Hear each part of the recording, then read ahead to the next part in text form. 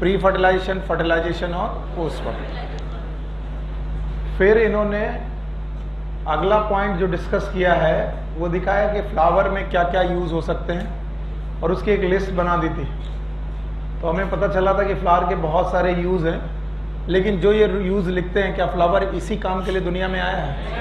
इस काम के लिए ये नहीं आया। फिर एक छोटा सा टर्म बनता है and that is known as floriculture. कौन सा बेटा? याद है आपको? फ्लोरिकल्चर की डेफिनेशन पढ़ी हमने। It is a cultivation of flowering plant, बाकी सारे पर्पस के लिए। फिर मैंने बोला था प्री फर्टिलाइजेशन, फर्टिलाइजेशन और post fertilization. Pre fertilization, fertilization और पोस्ट फर्टिलाइजेशन की एक लिस्ट बनाई थी हम लोगों ने, और लिस्ट में क्या पढ़ा था याद है? पढ़ा था कि कैसे स्पोरोफाइट से बनती है स्पोरोफिल, स्पोरोफिल से स्पोरेंजिया, स्पोरेंजिया से स्पोरोजिनस, और उनमें मियोसिस, और फिर स्पोर। फिर हम लोगों ने पढ़ा था एंड्रोसियम के बारे में, याद है? एंड्रोसियम के बारे में याद है? Androecium is made up of स्टेमन। कितने पार्ट थे? 2, एक फिलामेंट और एक फिलामेंट के कितने एंड? 2, एक प्रॉक्सिमल और एक डिस्टल। एंथर में कितने लोब? 2। कंडीशन बाइलोब और थिकस 2, डाइथिकस 4 कट थे। लेयर याद है? एपिडर्मिस, एंडोथेलियम, सब याद है? ये वाला पोर्शन कनेक्टिव है, ये दोनों थीका है और ये दोनों क्या है? Lobe, bilobe. इसके बाद हम लोगों ने पढ़ा था पॉलन ग्रेन के बारे में। पॉलन ग्रेन के बारे में सारी बातें पढ़ने के बाद हम लोगों ने देखा था इसकी लेयर कैसी है, और फिर हमारे पास आया था पॉलन से रिलेटेड बातें, कैसे पॉलन डेवलप होता है, बाहर वाला एक्साइन, अंदर वाला इंटाइन। ठीक है? स्पोरोपोलिन याद है? आप बताओ। इसके बाद हम लोगों ने pollen tablet and pollen syrups के बारे में पढ़ा था कि पॉलन के अपने कुछ अप्लाइड बायोलॉजी है। हमने पढ़ा था कि अप्लाइड बायोलॉजी में हम लोगों ने देखा था कि ये लोग एलर्जी भी करते हैं, याद है? और एलर्जी में अस्थमा और ब्रोंकाइटिस। फिर इनके यूजफुल भी काम है, याद है? जैसे pollen syrup and pollen tablet, pollen syrup और पॉलन टैबलेट। फिर हम लोगों ने पढ़ा था बेटा कि इनमें वायबिलिटी भी होती है। इसके बाद हम लोगों ने पढ़ा था गायनीसियम, एंड्रोसियम की gynoecium. Gynoecium is made up of carpel. 3 part थे, स्टिग्मा, स्टाइल, ओवरी। ओवरी की कैविटी याद है? Ovarian cavity. फिर याद है आपको ओवेरियन कैविटी में ओव्यूल था? ये सीधा है कि उल्टा? उल्टा, ये सीधा नहीं है। डायग्राम देखो, जब कभी भी फ्यूनिकल, माइक्रोपाइल और चलेजा एक सीध में होते हैं तब होता है सीधा। ये सीधा कि उल्टा? सीधा। तो ऑर्थोटॉपस की एनाट्रोपस? आउटर इंटेग्यूमेंट है, इनर इंटेग्यूमेंट है, न्यूक्लियस है, सैक का नाम एम्ब्रियोस। फिर कल मैंने आपको डिटेल में पढ़ाया था एम्ब्रियो सैक 7 सेल और 8 न्यूक्लियोटाइड स्टिक्स कैसे बनाता है। और फिर कल ही मैंने आपको पढ़ाया था पॉलिनेशन। क्या पढ़ाया था? पॉलिनेशन। तो आप देखते जाओ क्या क्या पढ़ लिया। पॉलिनेशन याद है? It's a transfer of pollen grain from anther to stigma, anther to, it is known as pollination. It is known as pollination. और पॉलिनेशन कितने प्रकार का था? 3। 2 की 3 है। एक कौन? Autogamy, heat.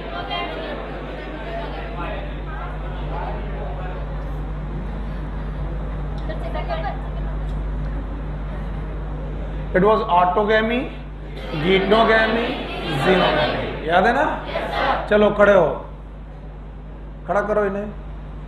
क्लास छोड़ने वालों को हम बहुत उठाते हैं। चलो, ऑटोगैमी, गीटनोगैमी और जीनोगैमी। अगर क्लास मिस की थी तो पढ़ के आना चाहिए।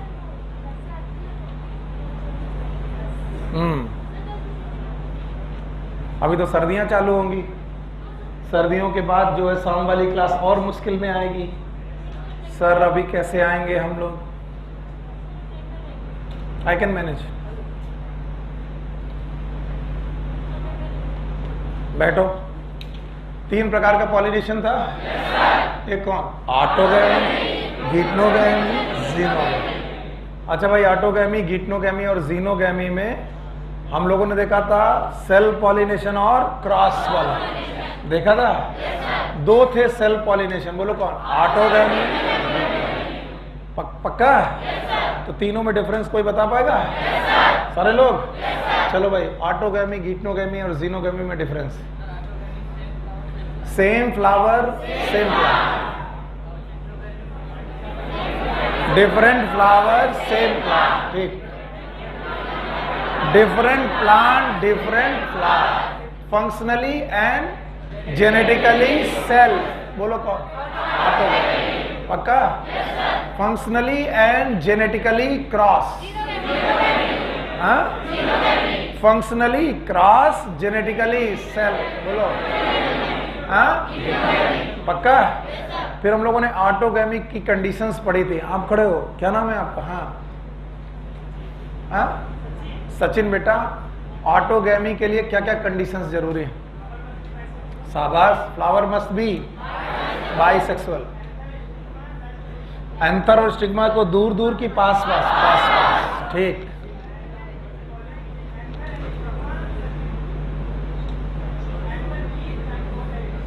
pollen release and stigma receptivity must be साथ साथ होना चाहिए। और एक ऐसी कंडीशन थी जिसमें 100% ऑटोगैमी थी। कोई ऐसी कंडीशन याद है? This was a cleistogamous flower. Open flower की क्लोज फ्लावर? क्या आपको याद है कि कुछ प्लांट थे जिसमें कैस्मोगैमस भी है और क्लिस्टोगैमस? याद है? बोलो।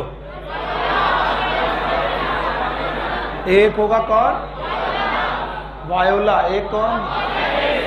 ऑक्सैलिस। और एक कौन? बातें मत करना। वायोला। शाबाश सचिन, शाबाश। Voila, oxalis, Cornelia. पक्का? फिर हम लोगों ने कल पढ़ा एजेंट्स ऑफ पॉलिनेशन, क्योंकि पॉलन इज मोटाइल की नॉन मोटाइल? सही जवाब दो। पॉलन मोटाइल की नॉन मोटाइल? तो क्या वो फिक्स है कि बेटा उड़ सकता है? नहीं, अपने आप से नहीं हो। तो फ्री टू मूव है, तो उसको ले जाने वाले एजेंट होंगे। कितने प्रकार के? दो। एक कौन? बायोटिक। एक ए बायोटिक में कौन? Water and wind and water है। बायोटिक में एनिमल थे। अच्छा बताओ, विंड वाला एनिमोफिली, याद है? और वाटर वाला हाइड्रोफिली, याद है? और जूफिली। चलो यहीं से शुरू करते हैं, क्योंकि कल तुम काफी थके से नजर आ रहे थे, तो हम लोग टॉपिक को यहीं से शुरू करते हैं। एजेंट्स ऑफ पॉलिनेशन, ये टॉपिक था जो हम लोगों ने कल पढ़ा है कि पॉलिनेशन करने के लिए कुछ एजेंट्स की जरूरत है। और कुछ लोगों की आज पहली क्लास होगी। कितने लोगों की है? हाँ, तो घबराइएगा मत। अभी तक जो आपके सामने मैं पूछ रहा था वो सब लोग पढ़ चुके, इसलिए जवाब दे रहे हैं। जब आप पढ़ लेंगे तो आप भी जवाब देंगे। तो आज के बाद से आपको यहां से जवाब देना जरूरी है। बस बातें कम करो, यहां से आप जवाब देना चालू करिए। एजेंट्स ऑफ पॉलिनेशन में हम बताना ये चाहते हैं कि स्टेमेन में पॉलन ग्रेन बना है एंथर में, ये है एंथर, और इसको स्टिग्मा तक पहुंचना है। और इसको एंथर से स्टिग्मा तक ले जाने के लिए बहुत सारे तरीके हैं। उन्हीं तरीकों की चर्चा हम लोग यहां कर रहे हैं। यानी इन पॉलन ग्रेन को हवा उड़ा के ले जा सकती है, पानी ले जा सकता है, मधुमक्खियां ले जा सकती हैं, बैट ले जा सकते हैं, कोई भी यहां से वहां तक उड़ा के लेके जा सकता है। ठीक है? तो इस प्रोसेस को हम लोगों ने बोला एजेंट्स ऑफ पॉलिनेशन। तो कुल मिलाकर के दो तरीके के एजेंट हैं। एक का नाम है एबायोटिक। बायोटिक के एबायोटिक? एबायोटिक, शाबाश। और दूसरे तरीके के कौन से हैं? बायोटिक। तो एजेंट ऑफ पॉलिनेशन में दो प्रकार के एजेंट, एक कौन? एबायोटिक, और दूसरा कौन? Biotic. Non living, living, non living abiotic है? ले दे दो बेटा, जल्दी दो। Non living abiotic, living. अब नॉन लिविंग चीजें क्या क्या हो सकती हैं? एक कौन होगा? विंड, विंड होगा। और एक कौन होगा? वाटर। क्या पानी इसे ले जा सकता है? किसे? हवा को।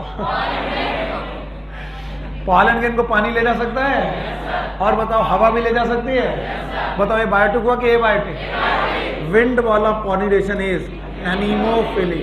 फिर से बोलो, thank you very much, anemophily. Water वाला याद है, इट इज हाइड्रोफिली। अगर पॉलिनेशन पानी से हो तो बोलो क्या, हाइड्रोफिली। और अगर बेटा एनिमल ये काम करें, बोलो it is zoophily, it is zoophily.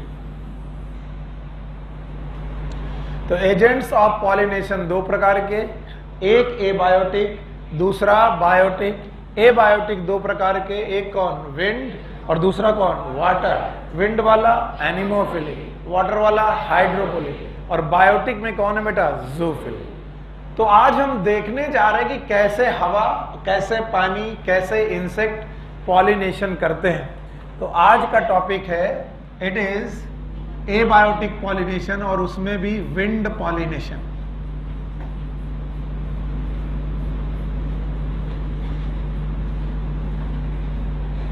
Wind pollination, that is also known as anemophily.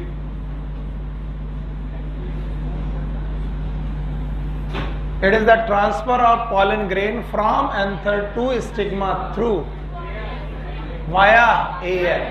Wind के द्वारा ये काम होने लगे, then it is known as anemophily. Okay. हाँ भाई, इसे बोलेंगे हम लोग anemophily। अब ध्यान से सुनेंगे।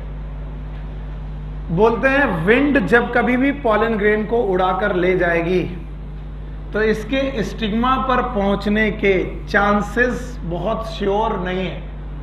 हवा में उड़ने वाला पॉलन ग्रेन जब भी बेटा स्टिग्मा तक जा रहा होगा तो यहां पहुंचना श्योर है कि बेटा लेस श्योर है, पक्का? तो बताओ पॉलन के लॉस होने के चांसेस कम की ज्यादा?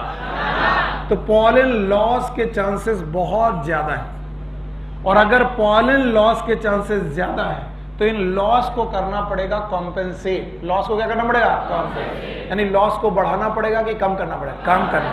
तो लॉस को कॉम्पेंसेट करना है, और जैसे ही हम लोग लॉस को कॉम्पेंसेट करेंगे तो बताइए हम पॉलन का नंबर घटा देंगे कि बढ़ा देंगे? So number of pollen it must be high. Pollen का नंबर हमेशा हाई होना चाहिए। पहला पॉइंट है कि एनीमोफिली में जो पॉलन का नंबर है उसका नंबर कम होना चाहिए कि ज्यादा? ज्यादा। क्यों? क्योंकि पॉलन जब चल रहा होगा तो उसके पहुंचने के चांसेस ज्यादा कि कम? और अगर पहुंचने के चांसेस कम तो लॉसेस, अगर लॉसेस ज्यादा हैं तो बताओ इसे कॉम्पेंसेट करना पड़ेगा। तो मान लो 10 ही लोग चले और 9 लोग मर जाएं तो पहुंचने के चांसेस कितना है? 1 का। और अगर हमें इनके पहुंचने के चांसेस बढ़ाने हैं तो हम लोग 10 भेजें कि 1000? तो कम से कम 10 पहुंचेंगे। तो इस तरीके से हम चांसेस बढ़ाते हैं और इनके नंबर को बड़ा करते हैं, नंबर को ज्यादा करते हैं। पहला पॉइंट, विंड पॉलिनेशन में पॉलन का नंबर हमेशा ज्यादा होगा, हमेशा ज्यादा होगा। दूसरा पॉइंट, जो पॉलन होना चाहिए, ये पॉइंट नंबर 1 है। दूसरा पॉइंट, जो पॉलन होना चाहिए it must be light, must be light and non sticky.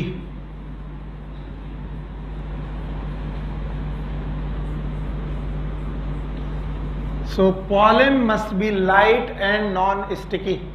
अब इसे सोच के देखो, अगर पॉलन हैवी है, भारी है, तो बताओ उड़ पाएगा कि नहीं? नहीं उड़ पाएगा। और अगर पॉलन हल्का है तो उड़ जाएगा। तो बताओ अगर हवा में उड़ाना है तो पॉलन को लाइट होना चाहिए कि हैवी? लाइट। और स्टिकी की नॉन स्टिकी? मान लो स्टिग्मा तक इसे पहुंचना है और बीच में एक छोटा सा पेड़ आ गया और पॉलन वहीं पर चिपक गया क्योंकि पॉलन स्टिकी था, बताओ यहां पहुंच पाएगा कि नहीं? इसका मतलब पॉलन मस्ट बी हैवी और लाइट।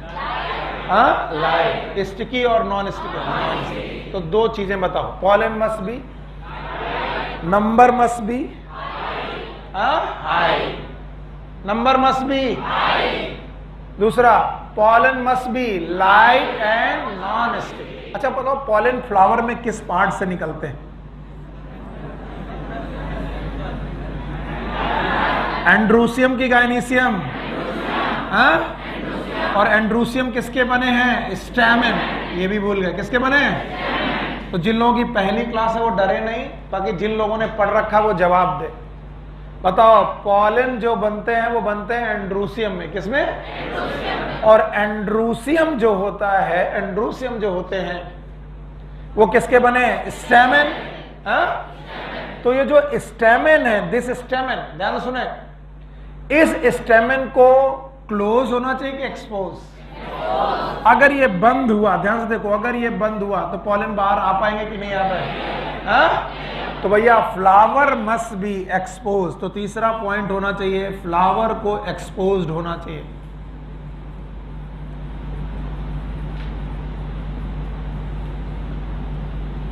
फ्लावर को एक्सपोज्ड होना चाहिए। अगर फ्लावर एक्सपोज्ड है तभी बेटा एक्सपोज फ्लावर से पॉलन ग्रेन बाहर आ पाएंगे। अगर एक्सपोज फ्लावर नहीं है तो पॉलन ग्रेन बाहर नहीं आ पाए। तो भाई तीन बातें मुझे बताओ और बाकी रट्टा मत मारो, सोच के जवाब दो। बताओ, पॉलन किससे चल रहा है? हवा से। तो उसके पहुंचने के चांसेस बहुत ज्यादा हैं, बहुत कम है। तो लॉस होने के चांसेस, लॉस को कंपेंसेट करना पड़ेगा। लॉस को कंपेंसेट करने के कैसे? नंबर ऑफ पॉलन ग्रेन घटाएंगे कि बढ़ाएंगे? तो पहला requirement, number of pollen grain must be high. यहां से कुछ सीख के ही जाना। और जो लोग अपनी मुट्ठियों में लेकर के जाते हैं चीजें, वो हमेशा अच्छे होते हैं, क्योंकि डिस्कस करते वक्त तुम्हें मालूम होते हैं कितने पॉइंट डिस्कस करने। पहला point, pollen must be, number must be high. दूसरा पॉइंट, ये लाइट होना चाहिए, नॉन स्टिकी होना चाहिए। तीसरा, फ्लावर कैसा होना चाहिए? एक्सपोज। फिर से एक्सपोज हो गया। अब सुनो, एक फ्लावर से, एक एंड्रूसियम से पॉलन ग्रेन निकला, ये एक्सपोज भी था, नंबर भी बहुत ज्यादा थे इस पॉलन ग्रेन के, खूब सारे नंबर भी थे, ये नॉन स्टिकी भी था। ध्यान सुनना, ये नॉन स्टिकी भी था और लाइट भी था। लाइट मतलब हल्का, हल्का। अब ये जो पॉलन ग्रेन यहां से चला,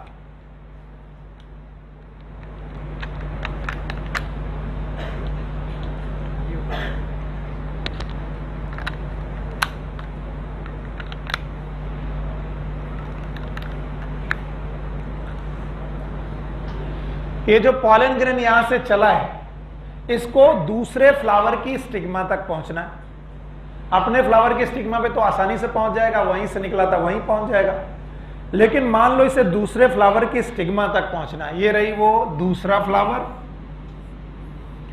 और ये रही वो स्टिग्मा। अब बताओ, जो चीज हवा में आ रही है उसका पर्टिकुलर प्लेस में पहुंच जाने के चांसेस कब होंगे? जब वो बहुत छोटा हो कि बहुत बड़ा? बहुत छोटा। अरे आइटम, बास्केटबॉल देखी है, उसमें तुम्हें बास्केट करनी है, बास्केट बने बॉल फेंकनी है बास्केटबॉल में।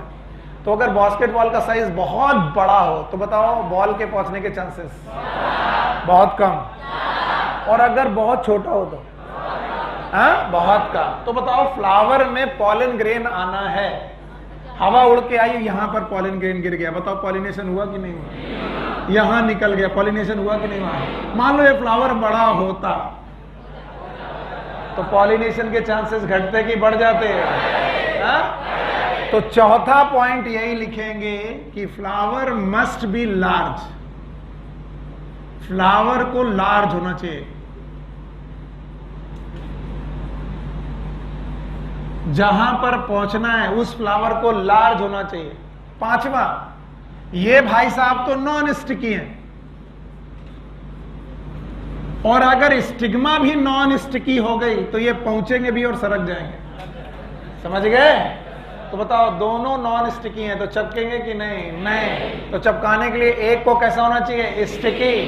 तो पॉइंट नंबर 5, पहला पॉइंट, जो स्टिग्मा और स्टाइल है, दे मस्ट बी फैदरी। फैदरी मतलब ऐसे बाल खूब निकले होने चाहिए, फैदरी होना चाहिए। और फैदरी के साथ साथ स्टिकी की नॉन स्टिकी? तो stigma must be long, feathery and sticky.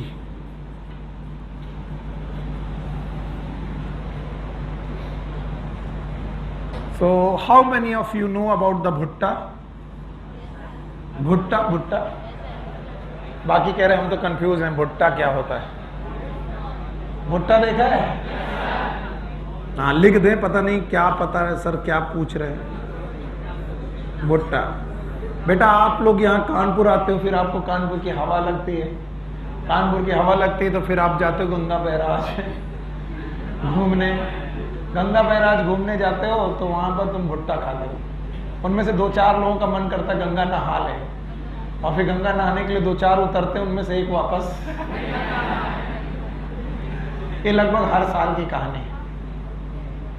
तो अभी बेटा गंगा नहाने का समय नहीं है, तो वहां पर भुट्टे वगैरह बहुत मिलते हैं, इसलिए याद आ गया मुझे।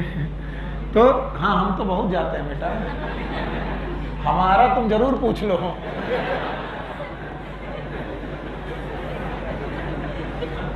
कुछ दवाइयों की डेट एक्सपायर हो जाती है।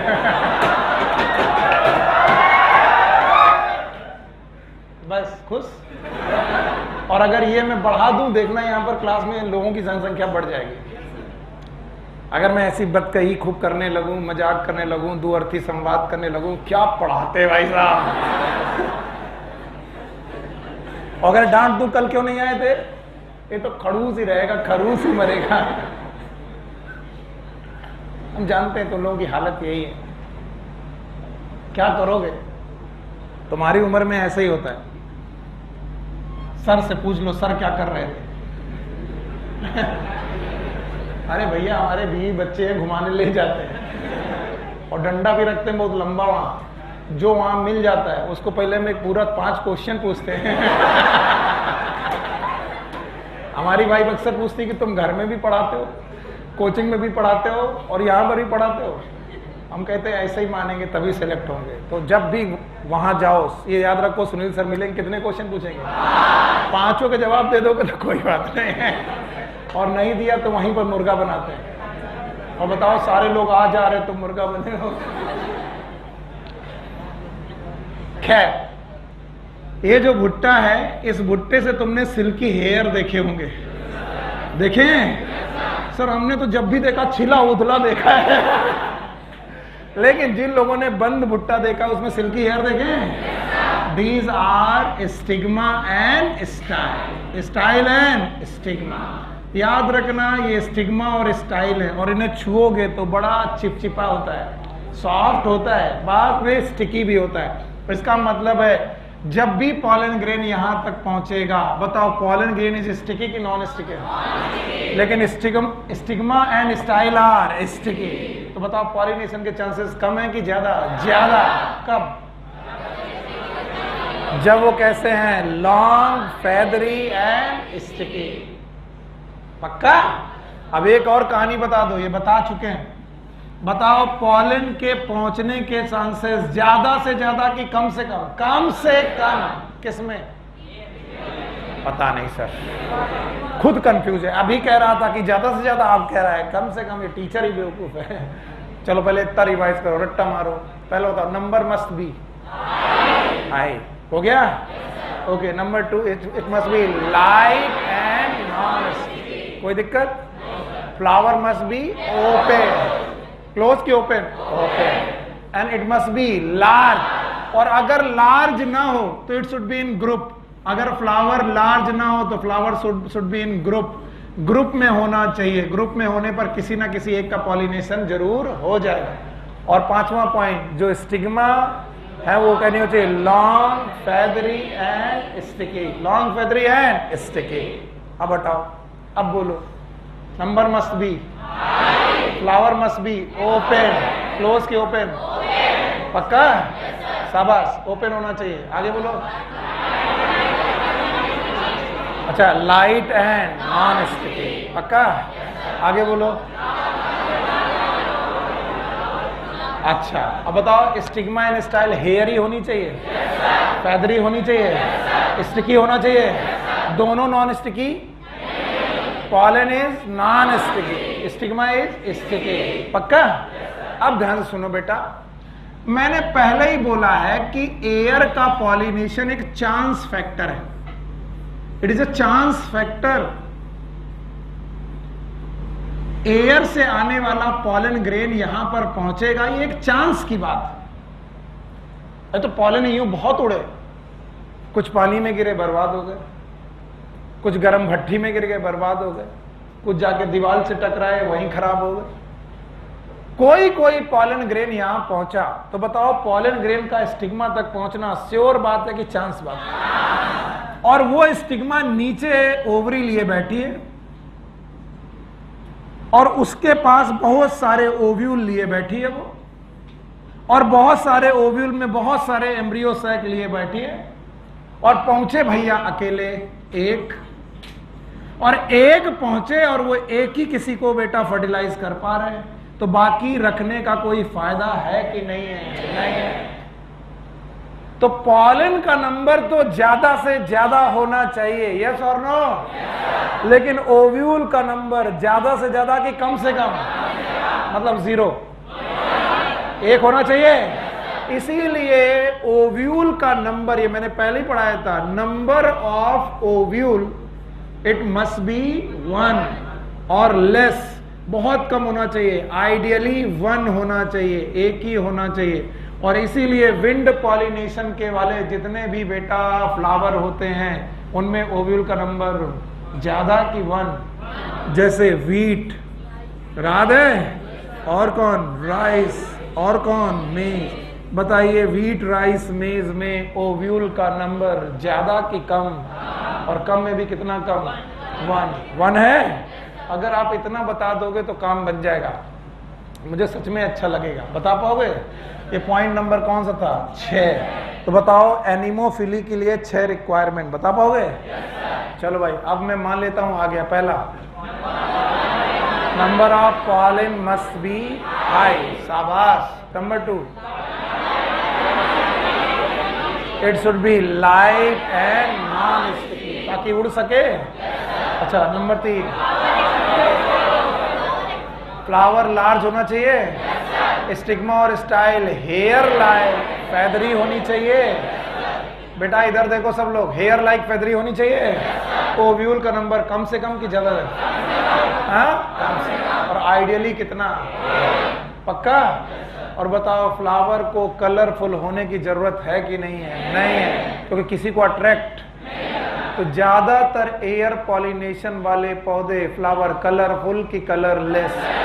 जैसे गेहूं में बड़े बढ़िया बढ़िया फ्लावर निकलते हैं, निकलते हैं? नहीं निकलते। तो बताओ जितने रंग बिरंगे फ्लावर निकलते हैं वो किसको अट्रैक्ट करने के निकलते हैं? सेक्स। और जितने भी कलरलेस फ्लावर निकलते हैं वो किसी को अट्रैक्ट नहीं करते।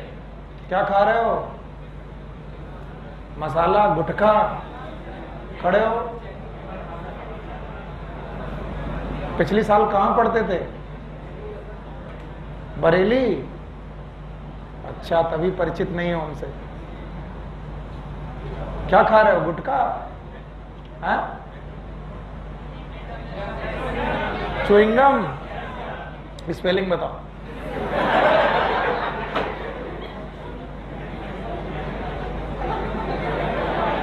अब निकलना नहीं, निकलना नहीं, निकलना नहीं, निकलने दो इसको, बाहर जाओ। अब बेइज्जती मत फील करना इसमें, अपना जुगाली कर रहे।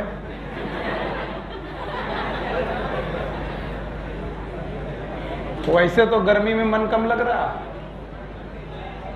एसी काम ही नहीं कर रहा, कर रहा है तो कुछ चेंज कर सकते हो क्या? अच्छा जब टाइम वेस्ट मत करो भैया, देखो इतनी मुश्किल में बैठे हो, टाइम वेस्ट मत करो। चलो भाई, तो हम लोगों के 6 पॉइंट हो गए विंड पॉलिनेशन पे। विंड पॉलिनेशन के बाद आता है वाटर पॉलिनेशन। टाइम वेस्ट तो बिल्कुल नहीं करना, जो मर मर के पढ़ रहे हैं, इससे कुछ तो फायदा होना चाहिए। Water pollination is also known as hydrophily. Pollination by the help of water, it is a rare phenomena.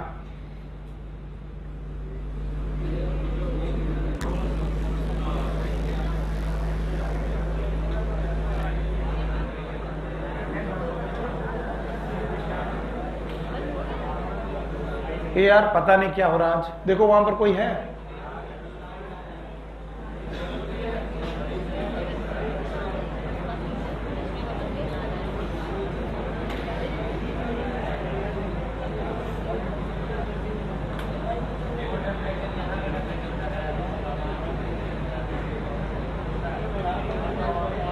बिल्कुल शांत बेटा।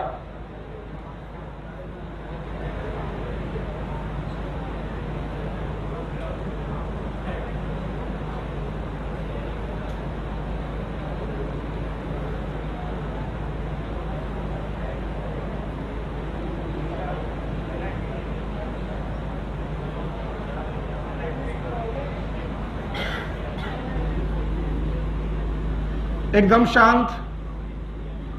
वाटर पॉलिनेशन अगेन, हाइड्रोफिली, फिर से मैंने बोला हाइड्रोफिली, और फिर से बोला it is a rare phenomena.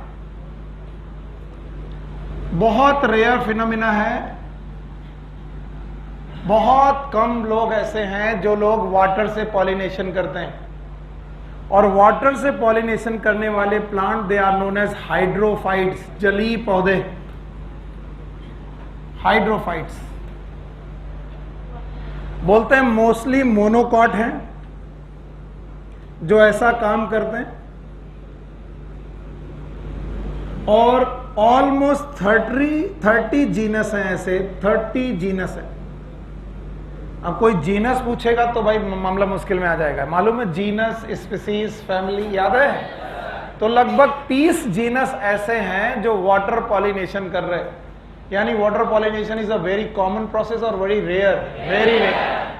और इसमें भी हाइड्रोफाइट्स ऐसे हैं जो बेटा वाटर पॉलिनेशन कर रहे हैं। एकदम शांति से बैठ रहो, कितनी भी गर्मी लगेगी, सोचोगे तो गर्मी लगेगी, नहीं सोचोगे तो नहीं लगेगी। 5 मिनट मेरे साथ इस पे आइए और ध्यान से समझिए। अगर मैं आपको पॉलिनेशन की बजाय वाटर डिपेंडेंसी सिखाऊं, वाटर डिपेंडेंसी, तो मैं आपको कुछ बातें सिखाने की कोशिश करूंगा। एक तो थी एल्गी, इन्हें बोलते थे fish of plant kingdom. Fish of plant kingdom मतलब मछली जल की, तो उसकी जगह पर क्या बोलेंगे? एल्गी जल की रानी। जीवन उसका, हाथ लगाओगे बाहर निकालोगे। तुम्हें मालूम भी नहीं था कि प्रेप में जो तुमने कविता पढ़ी थी आज काम आएंगे। तो एल्गी पानी पे बहुत डिपेंडेंट है, बिना पानी के नहीं रह सकती। इसी के बाद हम लोगों ने पढ़ाया था ब्रायोफाइटा, याद है आपको? और ब्रायोफाइटा को बोलते थे एम्फीबिया ऑफ प्लांट किंगडम। बोलो क्या बोलते थे? क्या ये प्लांट किंगडम के एम्फीबिया हैं? क्या ये भी मेढकों की तरह हैं? कहीं भी चले जाएं लेकिन पानी की जरूरत है। एल्गी ब्रायो के बाद आता है टेरिडोफाइटा। बोलो कौन आया? टेरिडोफाइटा में भी बेटा वाटर डिपेंडेंसी है, वाटर की काफी जरूरत है। लेकिन जैसे जैसे तुम जिम्नो से एंजियो की तरफ जाओगे, जिम्नोस्पर्म और एंजियोस्पर्म की तरफ जाओगे, वाटर डिपेंडेंसी रेयर होती जाएगी।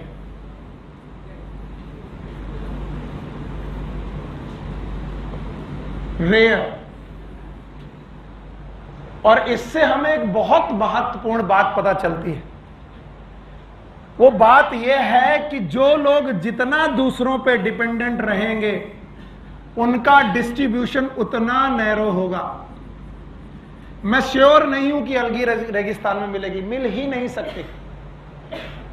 एल्गी रेगिस्तान में नहीं मिल सकती क्योंकि एल्गी को पानी चाहिए। एल्गी बेटा आपको किसी एरिड रीजन में नहीं मिल सकती। एल्गी लैंड में ऐसे सूखी जगह पे नहीं मिल सकती। इसका मतलब है इन लोगों का डिस्ट्रीब्यूशन नैरो है, वहीं जिम्नोस्पर्म और एंजियोस्पर्म का डिस्ट्रीब्यूशन वाइड है। आप कहीं भी ढूंढो ये मिल जाएंगे। अब मैं पूछ रहा हूं, क्या एंजियोस्पर्म आपको पहाड़ों में मिलेंगे? सोच के बताना। मिलेंगे? क्या आपको मैदानों में मिलेंगे? क्या रेगिस्तान में मिलेंगे? यस मिलेंगे। झाड़ियां भी एंजियोस्पर्म में आती हैं। मिलेंगे?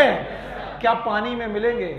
तो जो अपनी डिपेंडेंसी दूसरों पे कम रखता है उसके ग्रो होने के, फैलने के चांसेस कम की ज्यादा है। सर हम तो तभी पढ़ पाते हैं जब कमरा एकदम शांत हो, बल्ब जल रहा हो, धीमा धीमा म्यूजिक बज रहा हो, और सर मम्मी खाना बना रही हो और उधर से महक आ रही हो, मम्मी बीच बीच पूछेंगी बेटा कुछ खाओगे, तब सर हमें पढ़ने में मन लगता है। बताइए अब पढ़ाई आपकी डिपेंडेंट है कि इंडिपेंडेंट? डिपेंडेंट। इंडिपेंडेंट। तो बताओ आपका पढ़ना ग्रो कर पाएगा कि नहीं? नहीं। एक आदमी कह रहा सर पहाड़ में बैठा दो हम पढ़ लेंगे, रेगिस्तान में भेज दो हम पढ़ लेंगे, हमको स्विमिंग पूल में फेंक दो, किताब ऊपर रहनी चाहिए हम पढ़ लेंगे। इसका मतलब ये बंदा पढ़ाई में किसी पे डिपेंड नहीं करे। Yes I know the 2 persons. मेरी जिंदगी में ऐसे 2 दोस्त मेरे पास आए और उन्होंने हर एग्जाम क्वालिफाई किया, हर एग्जाम, एम्स को छोड़कर लगभग हर एग्जाम उन्होंने क्वालिफाई किया। उस समय BHU एग्जाम होता था, AFMC एग्जाम होता था, ऑल इंडिया PMT होता था जैसे भी नीट है, और CPMT होता था, इवन AMU होता था, अलीगढ़ मुस्लिम यूनिवर्सिटी के एग्जाम होते थे। इतने एग्जाम थे और जिस भी एग्जाम को उन्होंने दिया उस एग्जाम को उन्होंने पास किया। जानते हो उनका रूल क्या था जिंदगी का? मैं शेयर करता हूं, कुछ एक आधे बच्चे अगर ऐसा कर देते तो काम कर जाता है। जब तक वो जागते थे पढ़ते थे, और जब वो सोते थे तो सोते थे, जाग गए तो पढ़े। मजाक लगेगा आपको, यस वो इतने गंदे लोग थे कि वो वॉशरूम में भी जाकर के पढ़ते थे। अब तुम सोच लो, वो 1 सेकंड भी बर्बाद नहीं करते। आज वो लेफ्टिनेंट कर्नल बनकर के FMC में चंडीगढ़ में पोस्टेड है, और मैं क्या कर रहा हूं? तो भैया अपने समय का प्रयोग, अपने समय का उपयोग कितनी अच्छी तरीके से आप कर पाओगे, वैसा सिलेक्शन आपका हो जाएगा। इसीलिए यहां पर सीखने की बात है, जिन लोगों ने पानी में डिपेंडेंसी रखी वो लोग बहुत फैल पाए कि नहीं? नहीं। और जिन लोगों ने पानी में डिपेंडेंसी कम रखी उनके फैलने के चांसेस ज्यादा। क्या वो हर जगह मिलेंगे? यस। तो किसी भी चीज में डिपेंडेंसी मत रखो। सर गर्मियां चल रही हैं, हम तो सर्दियों में पढ़ते हैं, फिर डिपेंड हो गए। हर हाल में केवल पढ़ाई करना है, तब आगे बढ़ोगे। तो अब मैं क्या बताना चाह रहा हूं कि जैसे जैसे तुम हायर प्लांट्स में जाओगे वाटर डिपेंडेंसी कम होगी कि ज्यादा? और उनके डिस्ट्रीब्यूशन ज्यादा। ज्यादा। अब सुनो, वाटर पॉलिनेशन का दूसरा नाम हाइड्रोफिलिक। कॉमन बात की रेयर बात? मोस्टली डायकॉट की मोनोकॉट। कितने जीनस इन्वॉल्व हैं? 30 है। बताओ लोअर प्लांट में वाटर डिपेंडेंसी कॉमन थी कि रेयर? पता नहीं। लोअर प्लांट मतलब एल्गी, कॉमन की रेयर? वो बिना पानी के? ब्रायोफाइटा बिना पानी के? क्या टेरिडोफाइटा को भी पानी की जरूरत है? तो जितना लोअर ग्रुप का प्लांट है उसकी वाटर डिपेंडेंसी उतनी ज्यादा। कम की ज्यादा? और जो जितना हाइयर प्लांट है उसमें वाटर डिपेंडेंसी उतनी। क्या आप एंजियोस्पर्म को जानते हो? और एंजियोस्पर्म में वाटर डिपेंडेंसी बहुत सारे लोगों की बहुत कम, वो भी डायकॉट की मोनोकॉट? पता नहीं। डायकॉट की मोनोकॉट। और वो भी कितने जीनस? केवल 3 जीनस है। तो 30 जीनस ऐसे हैं जो बेटा वाटर डिपेंडेंसी शो करते हैं, क्योंकि उन्हें वाटर पॉलिनेशन करना। और इन पौधों को बोलते हैं हम लोग हाइड्रोफाइट्स। क्या बोलते हैं? हाइड्रोफाइट्स। और आज मैं इन हाइड्रोफाइट्स की प्रजातियों से आपको मुलाकात करवाता हूं।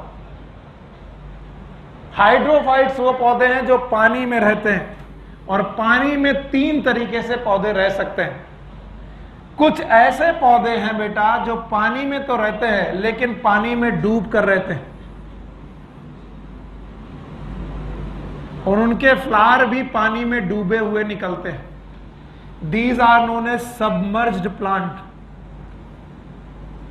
सबमर्ज्ड प्लांट, डूबे हुए पौधे जो सतह तक नहीं आ पाते, ऐसे पौधों को बोलते हैं सबमर्ज्ड प्लांट।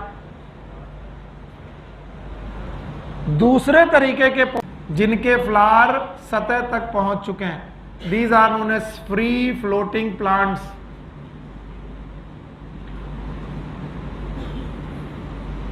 और तीसरे तरीके के पौधे हैं जो बेटा प्लांट पानी में तो हैं लेकिन पानी के ऊपर निकल आए हैं। These are emerged plant.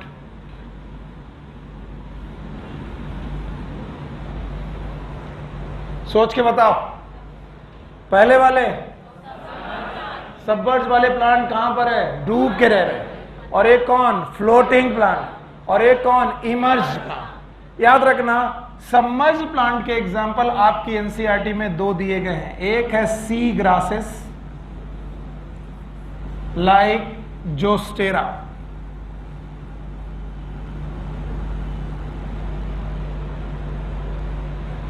Free floating के दो एग्जाम्पल दिए हैं लाइक हाइड्रिला एंड वेलिस्नेरिया। ये सब एनसीईआरटी की लाइनें। और इमर्ज्ड प्लांट के तीन एग्जाम्पल दिए गए हैं, वाटर लिली, वाटर हायसिंथ। दो तो ये दिए ही हैं, मैं तीसरा जरूर लिखाता हूं, इट इज लोटस।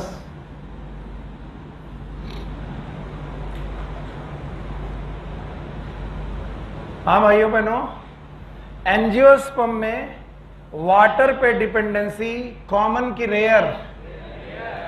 रेयर। ठीक है। कितने जीनस? कितने हैं? 30। वो भी डाइकॉट की मोनोकॉट। और इन पौधों का नाम हाइड्रोफाइट्स है। और हाइड्रोफाइट में से कितने एग्जाम्पल हैं याद है? बोलो, सबमर्ज के एग्जाम्पल क्या है? Sea grasses. बोलो क्या बेटा? क्या इनमें से एक एग्जाम्पल जोस्टेरा है? चलो भाई, सी ग्रासेस एंड जोस्टेरा। बताओ फ्लोटिंग के एग्जाम्पल? Hydrilla and Vallisneria. अच्छा बताओ इमर्ज्ड के example? Water lily and water hyacinth. जरा सोच के बताओ, ये पानी की सतह, ये इमर्ज्ड प्लांट का फ्लावर। इस इमर्ज्ड प्लांट से पॉलन ग्रेन निकला और वो पानी में गिरा। अब पानी इसे बहा के ले जा रहा है और इसमें निकली है स्टिग्मा। क्या निकली है? स्टिग्मा। जैसे ही वो यहां पहुंचा, उछला और यहां पर पहुंच गया। पॉसिबल कि इम्पॉसिबल? इम्पॉसिबल। अगर कोई इमर्ज्ड पौधा, कुछ लोग बोलेंगे काहे नहीं पॉसिबल है? पॉसिबल तो है यार। बताओ, जमीन ऐसे गिरा, पानी में गिरा, फिर पानी में टलते टलते यहां तक गया, फिर उछल के स्टिग्मा तक पहुंच गया। पॉसिबल और इम्पॉसिबल? तो बताओ, जो इमर्ज्ड पौधे हैं क्या ये पॉलिनेशन वाटर से करते होंगे? पता नहीं। करते होंगे? इसका मतलब वाटर लिली, वाटर हायसिंथ और लोटस का पॉलिनेशन वाटर से होगा कि नहीं होगा? नींद आ रही? होगा कि नहीं होगा? तो फिर कौन करेगा? या तो करेगा इंसेक्ट और या तो विंड। याद रखना, इनका पॉलिनेशन किससे होगा? इंसेक्ट और विंड्स। अब बचे सबमर्ज्ड और फ्री फ्लोटिंग। सोच के देखो, ये एक फ्री फ्लोटिंग पौधा है जिसके पॉलन ग्रेन निकले, पॉलन ग्रेन पानी पे निकले, और दूसरा फ्री फ्लोटिंग पौधा है जिसकी स्टिग्मा पानी में है। बताइए, ये पॉलन ग्रेन पहुंचते पहुंचते क्या यहां पहुंच जाएगा? यस। No sir. तो क्या फ्री फ्लोटिंग लोग बेटा पॉलिनेशन बाय वाटर कर सकते हैं? यस। और सर सबमर्ज तो कर ही सकते हैं। यहां से पॉलन ग्रेन निकला और दूसरे फ्लावर के सबमर्ज पॉलन के फ्लावर के अंदर स्टिग्मा में पहुंच गया। तो बताओ कौन कौन से लोग हैं जो बेटा पॉलिनेशन कर सकते हैं? बोलो। Submerge and free floating. नहीं मजा आया यार। सबमर्ज एंड फ्लोटिंग याद रहेगा। और जो इमर्ज है वो करेंगे कि नहीं करेंगे? बताओ कौन कौन? Water lily, water hyacinth, lotus. मुझे तो यही डर लग रहा कि यहां बता पाओगे। बताओ हाइड्रोफाइट कितने प्रकार के? हाँ 3। एक डूब के रहेंगे, बोलो कौन? एग्जाम्पल याद है, बोलो कौन? हाँ सी ग्रासेस और जोसेरा है, फ्लोटिंग फ्लावर है, नाम बताओ। हाइड्ला एंड वेलिस्नेरिया। इमल्ड फ्लावर है, नाम बताओ। Water lily, water hyacinth and lotus. Water lily, water hyacinth और लोटस में फ्लावरिंग में जो फ्लावर हैं उनमें पॉलिनेशन पानी से कि हवा से या फिर इंसेक्ट से? इसका मतलब पानी से जो बेटा पॉलिनेशन होगा वो कितने लोगों में? 2। या तो डूब के रहो या तो बताओ कौन कौन लोग हैं जो वाटर पॉलिनेशन कर सकते हैं? सबमर्ज और फ्री फ्लोटिंग। अब सुनो, सबमर्ज और फ्री फ्लोटिंग का जो पॉलन ग्रेन है वो पानी में चल रहा है। ये मान लो ये बेटा पानी है, तो पानी में चलने वाला जो पॉलन ग्रेन है वो पॉलन ग्रेन गोल गोल नहीं होना चाहिए। क्यों? क्योंकि इससे रेजिस्टेंस मिलेगा वाटर से बेटा, इसको रेजिस्टेंस मिलेगा। किसको? क्या फर्क पड़ता है सर, बोलते रहो, हम सर खुजलाते रहेंगे। अगर पॉलन गोल हुआ तो पानी में मूव करेगा तो बेटा पानी की धाराओं में रेजिस्टेंस मिलेगा? No sir. तो बताओ इसके बेटा डिस्ट्रॉय होने के चांसेस कम के ज्यादा? तो पहली बात तो बेटा पॉलन के वैसे भी डिस्ट्रॉय होने के चांसेस ज्यादा हैं, क्योंकि किससे जा रहा है? वाटर से। और वाटर मतलब इंटरनल मीडियम के एक्सटर्नल? एक्सटर्नल। और एक्सटर्नल मीडियम में वाटर बेटा पॉलन के लॉस होने के चांसेस ज्यादा। तो पहला पॉइंट, पॉलन का नंबर पहले ही ज्यादा होना चाहिए। Pollen number must be high. दूसरा, पॉलन का जो स्ट्रक्चर होना चाहिए it should B ribbon like. Ribbon like होने से क्या फायदे होंगे? अब ये रहा तुम्हारा पॉलन। अब कहोगे सर ये पॉलन है? हाँ यही पॉलन। अब पॉलन अगर रिबन लाइक है तो पानी पर चलते वक्त इसके रेजिस्टेंस मिलने के चांसेस कम की ज्यादा? नींद आ रही है? सर दर्द हो रहा? गर्मी की वजह से? शोर की वजह से? कथक करे? मुद्रा ले? सर ये सब क्या पढ़ा रहे हो? इंटरेस्ट नहीं आ रहा है। अब सर क्या खुद रिबन बन जाए? मुश्किल है बेटा, समझना पड़ेगा। इनसे भी एक क्वेश्चन आएगा तो आएगा और वो 4 नंबर दे के जाएगा, और नहीं आया तो -1। तो पढ़ाई कितनी भी खराब हो इसे बड़े प्यार से करते हैं। पॉलन नंबर कैसा होना चाहिए? कम की ज्यादा? ज्यादा। और इसको कैसा होना चाहिए? Ribbon like. और रिबन लाइक होने से वाटर रेजिस्टेंस कम मिलेगा कि ज्यादा? खुद सोचो, अगर एक तुम रिबन पानी में छोड़ दो तो क्या वो आराम से चला जाएगा? यस। और बोलते हैं ये जो पॉलन ग्रेन है इसको वेट भी नहीं होना चाहिए। बोले पगला गए हो, पानी में गिर रहे हो और गीला ना हो। हम भी कुछ आज बेवकूफी भरी क्वेश्चन पढ़ाते हैं। तुम पानी में कूदो और तुम गीले ना हो, ऐसा पॉसिबल है? अगर मैं तुम्हें पॉलीथीन में बांध के फेंकूं तो कौन गीला होगा? पॉलीथीन। आप गीले? पक्का? ठीक वैसे ही बोल रहे कि जो पॉलन ग्रेन जा रहा है इसे सर गीला नहीं होना चाहिए। तो बोले पानी में जाके गीला ना होने का केवल एक ही तरीका है, आप अपने चारों तरफ कोई कवरिंग रखो। Yes, they are covered by mucilage covering। कैसी कवरिंग? Mucilage covering. और म्यूसिलेज कवरिंग क्या करेगी? ये इट प्रिवेंट फ्रॉम वेटिंग। ये टॉपिक ऐसा ही है बेटा, और इसको ऐसे ही निकालना पड़ेगा। बस खत्म हुई होकर के आ गया, एकदम खत्म ही होने वाला है बस। बताओ अब इसके पहले कौन सा पॉलिनेशन पढ़ा था? Air pollination. एयर पॉलिनेशन का दूसरा नाम कौन सा नाम? एनिमोफिली था?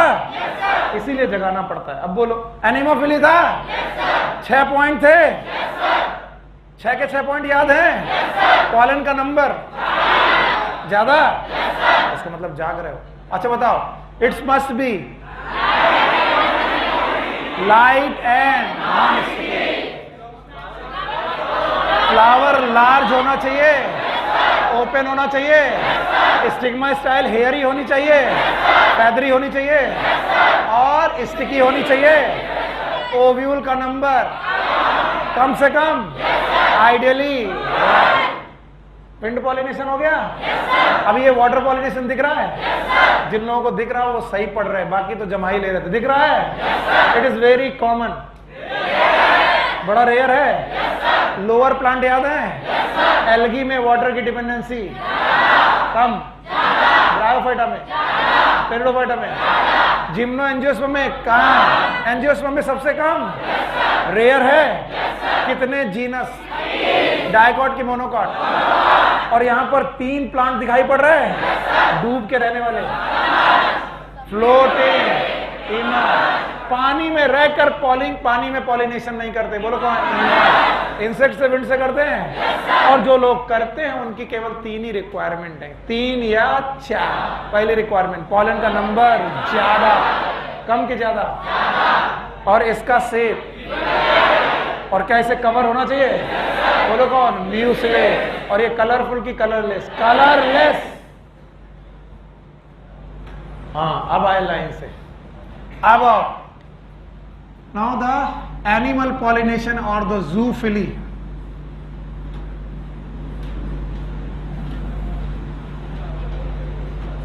That is also known as biotic pollination.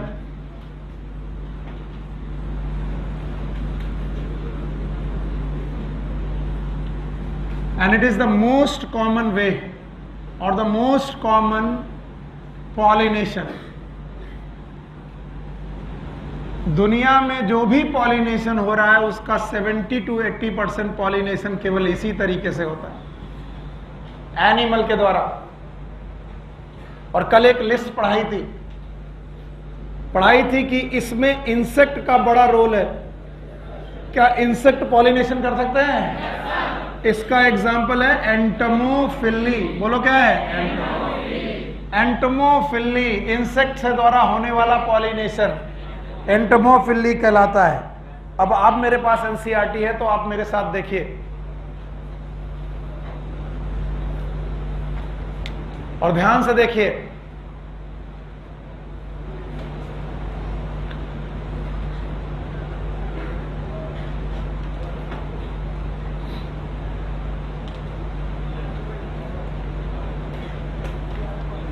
और अपनी बुक में भी देखिएगा तो ठीक ही रहेगा।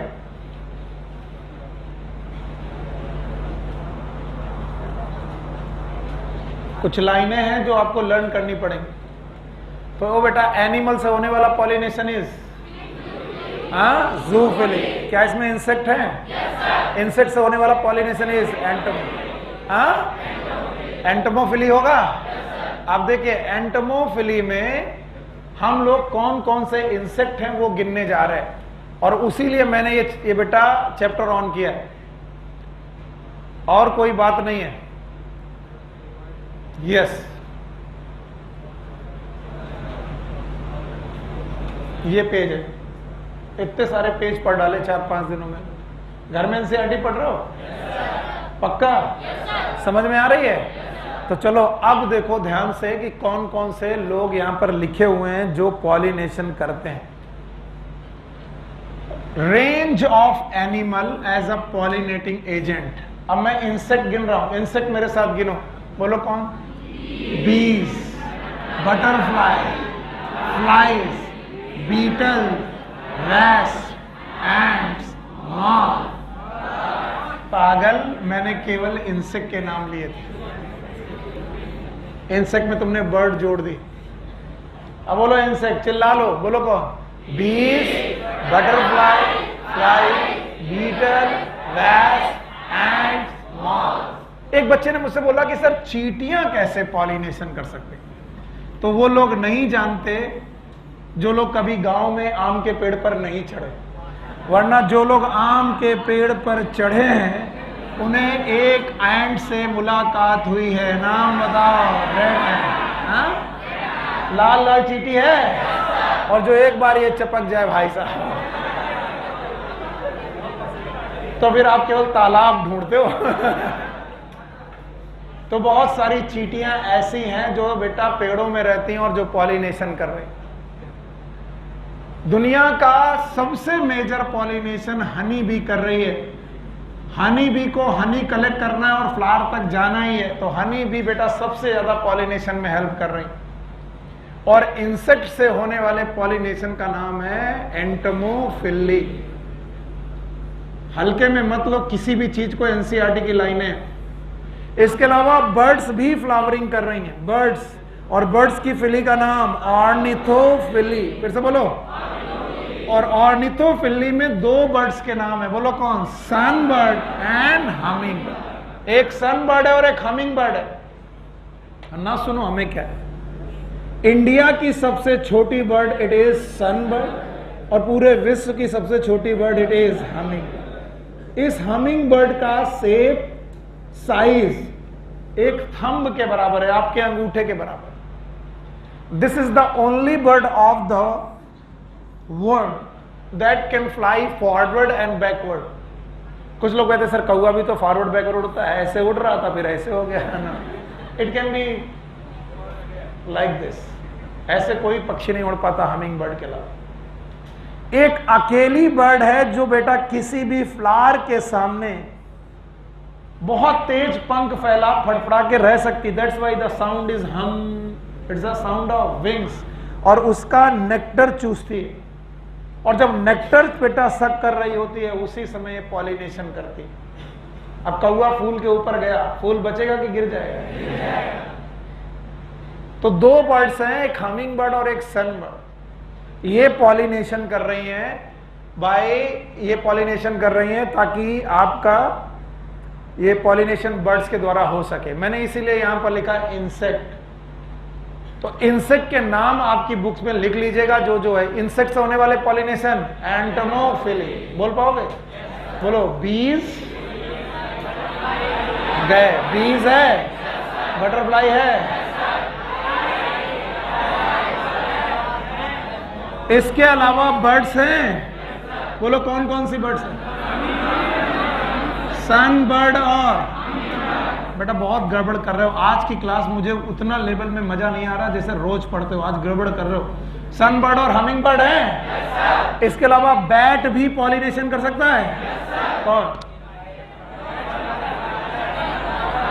चमगादड़। चमगादड़ से बेटा फ्लावरिंग हो सकती है, बोलो कौन? कायरेप्टरोफिली। फिर से बोलो। और इसके अलावा स्नेल भी फ्लावरिंग कर सकते हैं, बोलो कौन? मलेकोफिली। फिर से बोलो। इसके अलावा एनसीईआरटी ने कुछ और नाम दिए हैं, बोले there are some larger animal also. और भी बड़े बड़े एनिमल्स हैं जो बेटा पॉलिनेशन कर सकते हैं।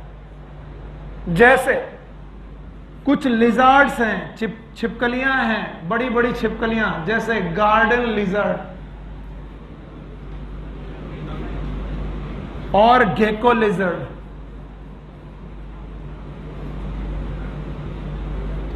इसके अलावा कुछ मैमल्स हैं, बातें कम करो, जैसे पेड़ों में रहने वाले चूहे, आर्बोरियल रोडेंट्स। आर्बोरियल का मतलब ये होता है ट्री ड्वेलिंग। आर्बोरियल का मतलब ये होता है पेड़ों में रहने वाले चूहे, आर्बोरियल रोडेंट्स। इसके अलावा एक प्राइमेट्स का मेमल भी है, दैट इज लेमर्स। ये बंदरों जैसा है और ये भी बेटा रहता है पेड़ों पर। इसके अलावा कभी कभी शाहरुख खान सरसों के खेत में तुझे देखा तो, हाँ बस बस बस, और वो फूलों को टच करते हुए जाते हैं, तो एक फूल का परागकण दूसरे की स्टिग्मा पर चिपका देते हैं। प्रोसेस का नाम पॉलिनेशन। शाहरुख खानोफिली नहीं, वेरी गुड। तो देखो भाई ये नाम है और इनको सीख लो, क्योंकि ये बहुत बार पूछे जा चुके हैं लोकल कोचिंग के एग्जाम में। ऑल इंडिया में अभी तक नहीं आया, पर किसी भी दिन आ सकता है। बताओ। इंसेक्ट से एंटमोफिली, बर्ड से सन बर्ड और हमिंग बर्ड, बर्ड से होने वाली बैट से होने वाली कायरेप्टरोफिली, और बर्ड से होने वाली फिली का नाम ऑर्निथोफिली। फिर से बोलो।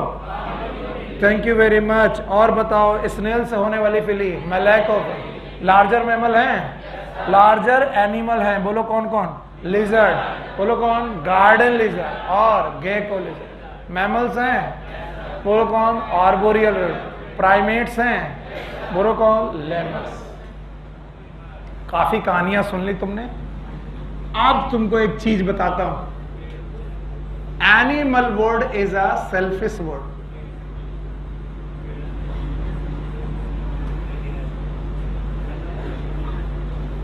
ये किसी का काम बिना स्वार्थ के कर ही नहीं सकता।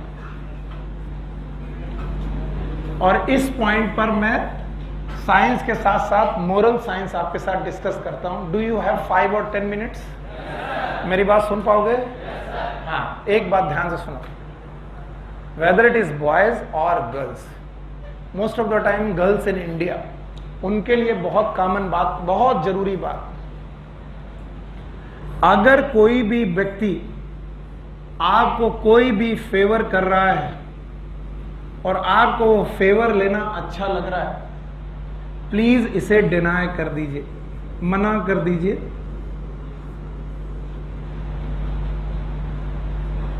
क्योंकि दुनिया में कोई भी किसी का फेवर बिना किसी स्वार्थ के नहीं करता, एक्सेप्ट आप फैमिली ना हो, और फैमिली में भी माँ बाप भाई बहन एंड एक आधे और लोग। याद रखना, इस दुनिया में हर एक चीज की एक कॉस्ट है और वो आपसे वसूली जाएगी। मैंने अपने दोस्त से मदद ली ड्यूरिंग माई एमबीबीएस स्टडीज। कहानी मेरी सुनाने के लिए है नहीं, मैं दुखड़े सुनाता नहीं, लेकिन सुना रहा हूं। मेरे पास पैसे नहीं रहते थे, मैंने मदद ली क्योंकि संडे को मेस ऑफ रहता था। वैसे मेस वाला मुझे फ्री में खिलाता रहता था, मतलब उधारी में, पर संडे को ऑफ रहता था तो सारे लोगों को बाहर खाना जाना पड़ता था। तो या तो मैं सैटरडे को खाऊं, संडे पूरा भूखा रहूं और मंडे तक वेट करूं कि मेस खुले और मैं फिर से खाऊं। तो ये मैं करता था कि सैटरडे की नाइट को मैं खा लेता था, फिर संडे पूरा भूखा रहता था और फिर मंडे, खुददारी थी मेरी कि मैं किसी से मांगता नहीं था, और मंडे को मैं खाना खाता था जब मेस खुलती थी 12 बजे। ये बात मेरे दोस्तों को पता चल गई कि सुनील के पास पैसे नहीं रहे, तो वो उन्होंने अपनी तरफ से ऑफर किया, अरे क्या बात कर रहे हो यार, हम लोग खाने चलते हैं, तुम थोड़ा सा खा लोगे तो क्या फर्क पड़ता है। मैंने मना किया, मैंने खा लोगे तो क्या फर्क पड़ता है। और फिर वो मुझे सैटरडे के बाद संडे को अपने साथ खाना खिलाने ले जाने लगे।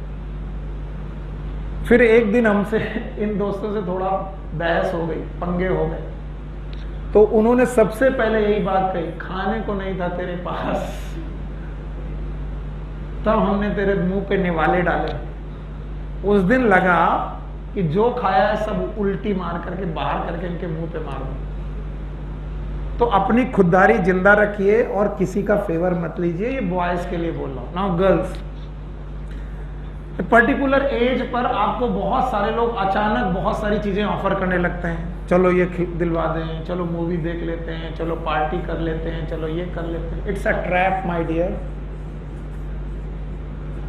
आपको भी मजा आता है, बड़े बढ़िया फ्रेंड हैं, बड़े अच्छे लोग हैं, इट्स अ ट्रैप।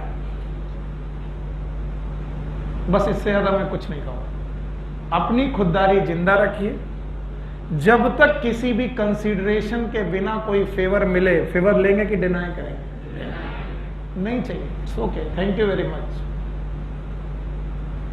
अब आप देखिए इस कहानी को मैंने कैसे सिखाया। एक फ्लावर ने कहा कि बहन तुम्हें इतना ही तो करना है कि तुम्हें यहां से पॉलन ग्रेन उठाना है और तुम्हें इस वाली स्टिग्मा पे जाकर के डाल देना है, और तुमको भगवान ने उड़ने के लिए पंख भी दिए हैं और तुम्हारा नाम है इंसेक्ट। तुम्हें तो दिन भर उड़ना है, बेवजह तुमको यहां से वहां उड़ते रहना है।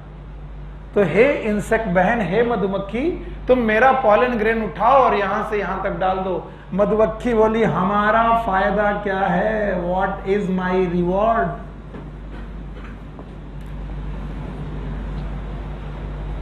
तब फ्लावर ने कहा कि यार देखो मेरे पास एक ग्लैंड है, इस ग्लैंड का नाम है नेक्टर ग्लैंड। बोलो क्या नाम है? नेक्टर ग्लैंड, और इस नेक्टर ग्लैंड में बड़ी बढ़िया सुगर्स है। आप इस नेक्टर को खा लो। इंसेक्ट ने कहा ठीक है मैं इस नेक्टर को खाने आ रहा हूं। जब वो इंसेक्ट इस नेक्टर को खाने आता है उसी समय पॉलन ग्रेन उसकी पीठ में चपक लेता है। तो इसका मतलब है पॉलन मस्ट बी स्टिकी। भूल गए, पॉलन मस्ट बी स्टिकी। बताओ एयर पॉलिनेशन वाला, यहां वाला स्टिकी। और जब वो दूसरे पॉलन पर, दूसरे बेटा फ्लावर पर पॉलन ग्रेन खाने जाता है या नेक्टर खाने जाता है तो इसी पॉलन ग्रेन को स्टिग्मा पर छोड़ आता है। इंसेक्ट को एक्चुअली पता नहीं कि वो क्या कर रहा है। इंसेक्ट तो अपने जुगाड़ में लगा है। किसके जुगाड़ में? नेक्टर। इवन पॉलन कहता, फ्लावर कहता है कि मेरे पास 1000 पॉलन ग्रेन है, तुम 9999 खा लो भैया, केवल कितना पहुंचा दो? 1। सो रिवार्ड के रूप में फ्लावर इंसेक्ट को 2 चीजें ऑफर करता है। एक तो ऑफर करता है एक्स्ट्रा पॉलन, और दूसरा बेटा नेक्टर। तब जाकर के इंसेक्ट ये पॉलिनेशन परफॉर्म कर पाते हैं। दूसरा, एक और बात है कि फ्लावर के पास नेक्टर है, ये बात कैसे पता चले इंसेक्ट को? इंसेक्ट को यह कैसे मालूम चले कि इस फ्लावर में नेक्टर है कि नहीं है? तो बोलेंगे एटलीस्ट एक बार तो विजिट करना पड़ेगा, विजिट करना ही पड़ेगा। तो इंसेक्ट को अगर एक बार विजिट कराना है कि भैया हमारी दुकान में क्या है, देखने तो आओ कम से कम। तो विजिट करने के लिए फ्लावर में 2 चीजें और होनी चाहिए। एक तो फ्लावर मस्ट बी कलरफुल। कैसा होना चाहिए? कलरफुल। और दूसरा इट मस्ट हैव फ्रेग्रेंस। क्या होनी चाहिए? फ्रेग्रेंस। तो जिन फ्लावर्स में बहुत महक है और बहुत सुंदर कलर वाले हैं, भूल जाओ ये कभी एयर से पॉलिनेटेड नहीं है, ये हमेशा इंसेक्ट से पॉलिनेटेड है। इंसेक्ट को अट्रैक्ट करने के लिए कलर और फ्रेग्रेंस रखी है फ्लावर ने, और कलर और फ्रेग्रेंस को देखकर इंसेक्ट इस पे अप्रोच करता है। उसने कहा हाँ अच्छे दिख रहे हो, बढ़िया बढ़िया स्मेल है, मैंने सूंघ लिया, अब मैं जा रहा हूं। बोले भैया विजिट किया है तो बार बार विजिट करना। बोले बार बार काहे विजिट करेंगे, देख लिया ना अच्छा कलर है, अच्छी फ्रेग्रेंस है। बोले हमारे पास रिवॉर्ड भी है। क्या है? रिवॉर्ड। तो पहले तो हमें विजिट कराना है और फिर बार बार विजिट कराना है। बार बार विजिट कराना मतलब रीविजिट, और रीविजिट करने पर क्या होगा? पॉलिनेशन। तो बताओ विजिट करने के लिए कितनी चीजें हैं? 2। 1 is colour and fragrance. Fragrance मतलब सुगंध, महक। और बेटा रीविजिट करने के लिए उनके पास क्या है? पॉलन एंड नेक्टर, जो किस रूप में दिए जाते हैं? रिवार्ड, रिवॉर्ड्स के रूप में। तो याद रखना ये पॉलन ग्रेन स्टिकी होंगे कि नॉन स्टिकी? स्टिकी। फ्लावर कैसा होगा? कलरफुल। जवाब दो नहीं तो गड़बड़ होगा। फ्लावर कैसा होगा? फ्रेग्रेंस होगी, पॉलन और नेक्टर होंगे। तो बताओ एनिमल वर्ल्ड में कोई भी काम बिना सेल्फिश कंडीशन के हो रहा है? नहीं। नदियां पहुंचा देंगी तुम्हारा पॉलन ग्रेन, हवा पहुंचा देगी तुम्हारा पॉलन ग्रेन, लेकिन जब इंसेक्ट पॉलन ग्रेन पहुंचाएगा तो क्या मांगेगा? रिवार्ड। और रिवार्ड के पहले मांगेगा क्या? विजिट। विजिट करने के लिए कितनी चीजें हैं? 2। एक कौन? कलर, दूसरा कौन? फ्रेग्रेंस। रिविजिट करने के लिए कितनी चीजें हैं? 2। एक कौन? पॉलन ग्रेन, और एक कौन? नेक्टर। ये क्या है? रिवार्ड। अब मैं इसको ऐसे कर दूं, बता पाओगे? बताओ विजिट करने के लिए बोलो कौन? Colour and fragrance. और रिविजिट करने के लिए रिवार्ड है, और कौन? Pollen and nectar. कुछ लोग विजिट करने के लिए अपने आप को बैड स्मेल वाला फ्लावर बनाते हैं, फाउल ऑर्डर। कुछ फ्लावर की सुगंध आप ले ही नहीं पाओगे, फाउल ऑर्डर वाले एकदम बदबूदार फ्लावर होते हैं। क्यों? क्योंकि कुछ इंसेक्ट हैं जैसे कि बीटल्स एंड फ्लाइज, ये बैड स्मेल की तरफ अट्रैक्ट होते हैं। और ये बात भी एनसीईआरटी में लिखी है कि flies and beetles they attract towards fragrance और foul order.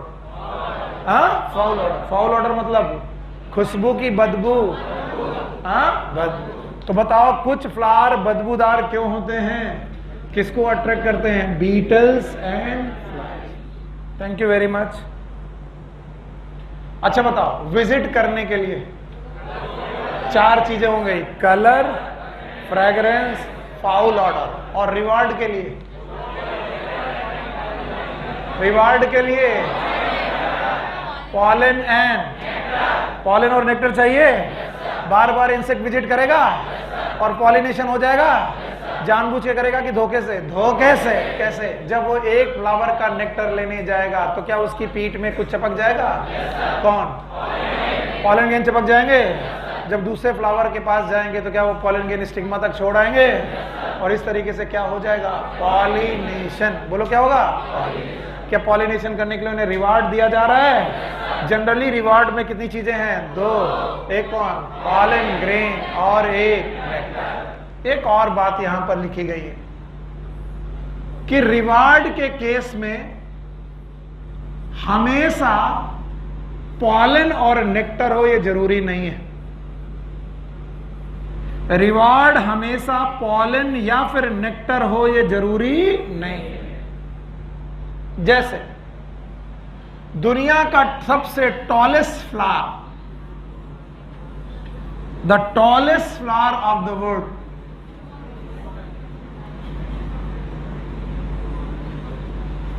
It is known as Amorphophallus. अब बातें मत करो बेटा, मुझे मालूम है आज का टॉपिक बहुत इंटरेस्टिंग नहीं है, लेकिन फिर भी इसे इंटरेस्टिंग बनाओ।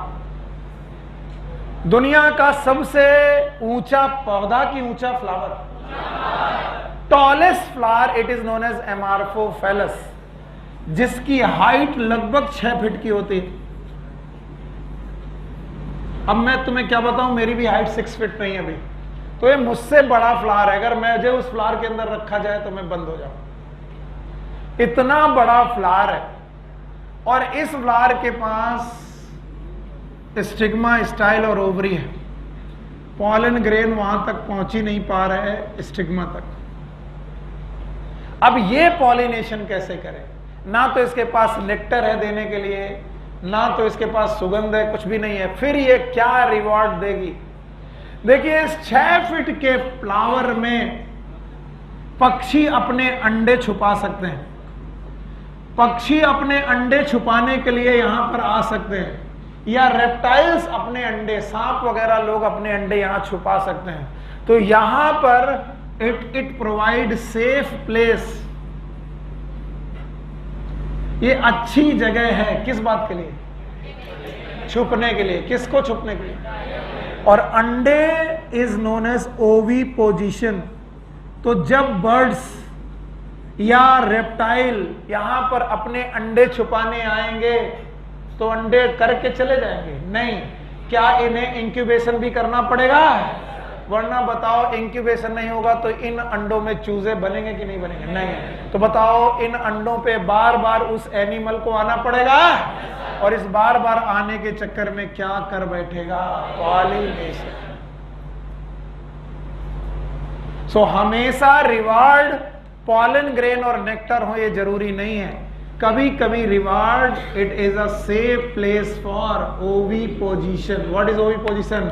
एग लेइंग, अंडे देने के लिए। अब कुछ लोगों को याद ही नहीं होगा कि ये अंडे किसके हैं। सर, इंसेक्ट के हैं। इंसेक्ट के कि लार्ज एनिमल? Large animal. क्या ये अपने अंडे छुपाने आएंगे? और अंडे छुपाने आने के चक्कर में बार बार विजिट करेंगे, रिविजिट करेंगे, और विजिट करने के चक्कर में क्या कर देंगे? पॉलिनेशन। पॉलिनेशन। 2 लोगों की कहानी है जो मुझे तुम्हें बहुत आसानी से सुनानी है, और इन कहानी को सुनकर के आप बड़े खुश हो जाओगे। और ये कहानी है सिम्बायोसिस की। सिम्बायोसिस एक ऐसा रिलेशनशिप होता है जिसमें 2 प्राणी साथ में रहते हैं और दोनों एक दूसरे को फायदा पहुंचाते हैं। एकदम शांत। इस 2 लोगों में एक प्लांट का नाम है yucca plant. It is known as yucca plant. और एक मॉथ का नाम है प्रोन्यूबा मॉथ। जो नहीं सुनना चाहते वो भी ध्यान लगा के सुने, अच्छी कहानी। तो बोलते हैं यक्का प्लांट और प्रोन्यूबा मॉथ एक दूसरे के बिना सरवाइव ही नहीं कर सकते। कहानी शुरू होती है यहां से कि यक्का प्लांट का फ्लावर है, मान लीजिए ये यक्का प्लांट है, उसका फ्लावर है, ये रही वो फ्लावर, और उस फ्लावर की है स्टिग्मा, स्टाइल और, जवाब दो, स्टिग्मा, स्टाइल और, ठीक। इस ओवरी के अंदर मेल और फीमेल इंसेक्ट रहते हैं। ये मेल और फीमेल इंसेक्ट किसके हैं? प्रोन्यूबा मॉथ। ना सुनो, इधर उधर देखते रहो, एनसीईआरटी में लिखी है, सुनना पड़ेगा तुम्हें।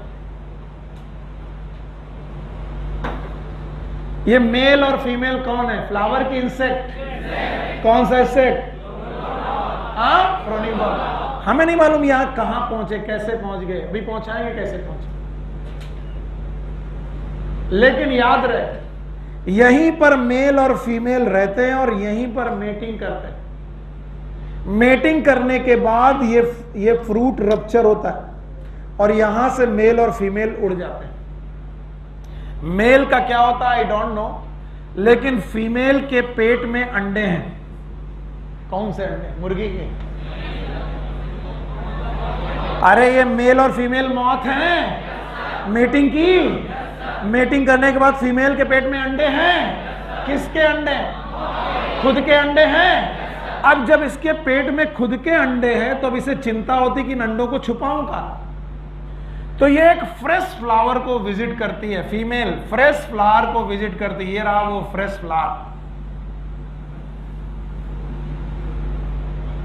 और इस फ्रेश फ्लावर में अपने ओविपोजिटर के द्वारा, ओविपोजिटर इसका निडल शेप का होता है, एकदम निडल जैसा होता है, खुद फ्लावर में नहीं घुसती, अपना ओविपोजिटर घुसा करके यहां पर अपने सारे अंडे छोड़ देती है। जो ये फीमेल अपने अंडे को यहां पर छोड़ देती है, इसके बाद उड़ के बाहर आती है। जब ये उड़ के बाहर आती है वो सोचती मैंने अंडे तो यहां पर छोड़ दिए, लेकिन जब ये अंडे बनेंगे मौत तब खाएंगे क्या? तब वो क्या करती है कि इस फ्लावर में प्रेजेंट एंड्रूसियम से पॉलन ग्रेन इकट्ठा करती है और पॉलन ग्रेन इकट्ठा करके पॉलन बॉल बनाती है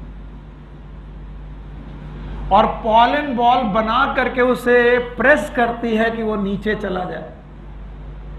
ये फीमेल मॉथ कर रही है। कौन मॉथ? प्रोन्यूबा मॉथ। और जब ये इंश्योर हो जाती है कि पॉलिनेशन हो गया तब ये उड़ जाती है और कुछ दिनों बाद मर जाती है। मेल पहले मर गया, फीमेल भी मर गई, अब ये अंडे पड़े हुए हैं।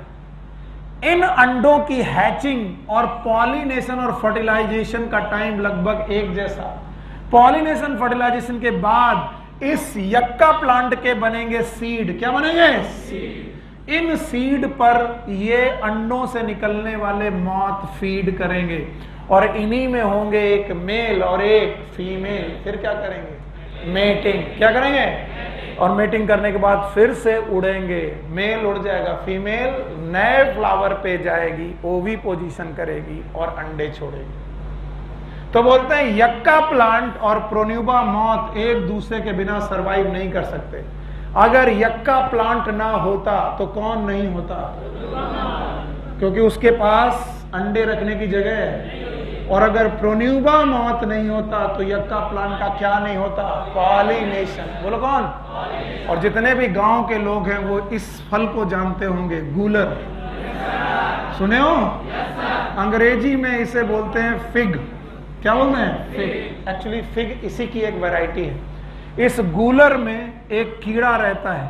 अगर किसी ने भी गूलर खाई है तो उसके अंदर से कीड़ा निकलता है। नाम बताओ? वेस्प। अगर वेस्प ना होता तो गूलर का कभी भी पॉलिनेशन नहीं होता। याद रहेगा? गूलर कितने लोग जानते हैं? और जो गूलर नहीं जानते वो जानते होंगे अंजीर। अंजीर कितने लोग जानते हैं? जंजीर नहीं, अंजीर। तो अंजीर और गूलर लगभग एक ही प्रकार के प्राणी हैं। तो इनका जो पॉलिनेशन है एक वेस्प के द्वारा होता है। और जितने लोगों ने गूलर खाई है वो जानते हैं जब वो गूलर खोलते हैं उससे क्या निकलता है? वेस्प। अगर वो वेस्प ना होता तो पॉलिनेशन नहीं। तो ये रहा फिग और वेस्प की कहानी। और ये रही यक्का प्लांट और प्रोन्यूबा मॉथ की कहानी तुमने बहुत धैर्य से सुना है, इसलिए मुझे अच्छा लग रहा है। बताओ, अब अगर इतना बताओगे तो मैं आगे जरूर बढ़ूंगा। बताओ, पॉलिनेशन के एजेंट कितने प्रकार के? 2। ऑलमोस्ट खत्म हुआ है। कितने प्रकार के? 2। एक कौन? एबायोटिक, एक बायोटिक, नॉन लिविंग ये वाला। एबायोटिक में कितने? 2। एक कौन? विंड और एक वाटर। यहाँ जूफिली है, यहाँ हाइड्रोफिली और एनिमोफिली है। विंड वाला एनिमोफिली, वाटर वाला हाइड्रोफिली, एनिमल वाला जूफिली। पक्का? अच्छा, विंड फिली के मतलब विंड वाले यानी एनिमोफिली के कितने पॉइंट? 6। 5 की 6 बता दोगे? बस इतना ही करते जाओ, मजा आ जाए। 6 पॉइंट याद है? पहला, पॉलन ग्रेन का number and non sticky. Flower open होना चाहिए, एक्सपोज होना चाहिए। बताओ, anther and stigma should B feathery और स्टिकी होनी चाहिए। पक्का? ओव्यूल का नंबर कम से कम कितना? 1। पक्का? वाटर फिली वाला याद है? हाइड्रोफिली है, पानी में रहने वाले पौधे हैं। कॉमन की रेयर, 30 जीनस हैं। मोनोकॉट है, 3 प्रकार के पौधे हैं। डूब के रहने वाले बेटा, फ्लोट कर, फ्लोटिंग और इमर्ज। इमर्ज के 2 एग्जांपल हैं, water lily, water hyacinth. Insect से और विंड से। पक्का? बाकी पानी से करेंगे। पानी से करने वालों का पॉलन ग्रेन का नंबर ज्यादा। रिबन शेप होना चाहिए, गीला होने से बचना चाहिए। म्यूसिलेजिनस शीत होनी चाहिए। नो सर, म्यूसिलेजिनस शीत होनी चाहिए। क्या ये वेटिंग से बचाएगा? बताओ, इन्हें कलर की जरूरत, फ्रेग्रेंस की जरूरत? क्या बायोटिक में कलर और फ्रेग्रेंस चाहिए विजिट करने के लिए, रिविजिट करने के लिए? बेटा, रिवार्ड चाहिए। जनरली रिवार्ड क्या होंगे? Pollen and nectar. क्या ये हमेशा होंगे? कभी कभी बेटा सेफ प्लेस होगा। एमार्फोफेलस याद है? दुनिया का टॉलेस्ट प्लांट है। टॉलेस्ट प्लांट की फ्लावर क्या 6 फीट का है? इसमें लोग अंडे देते हैं और ओवी पोजीशन करने के दौरान पॉलिनेशन कर देते हैं। क्या यक्का प्लांट याद है? प्रोन्यूबा मॉथ याद है? फिग याद है? वेस्प याद है? और भाइयों बहनों, एक है लुटेरा, it is known as pollen robber.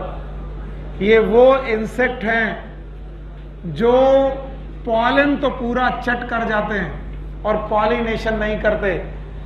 यानी ये एक फ्लावर के जितने भी पॉलन ग्रेन होते हैं उनको सबको खा जाते हैं। और जब पूरे पॉलन खा जाते हैं तो बताओ पॉलिनेशन करेंगे कि नहीं करेंगे? नहीं करेंगे। So pollen robbers are the insect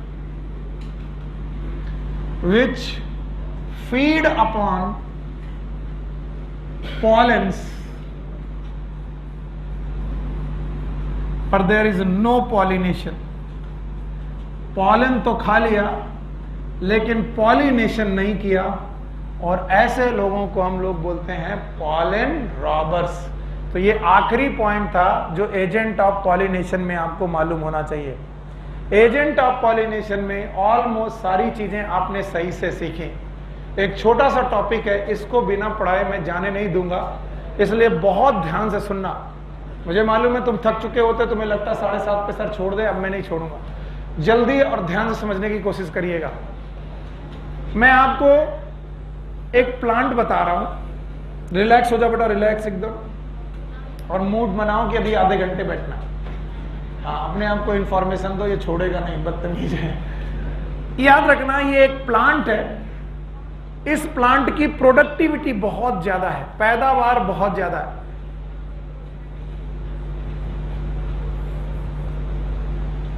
मान लो ये गेहूं का पौधा है, इसकी पैदावार बहुत ज्यादा, बहुत बढ़िया पैदावार होती है।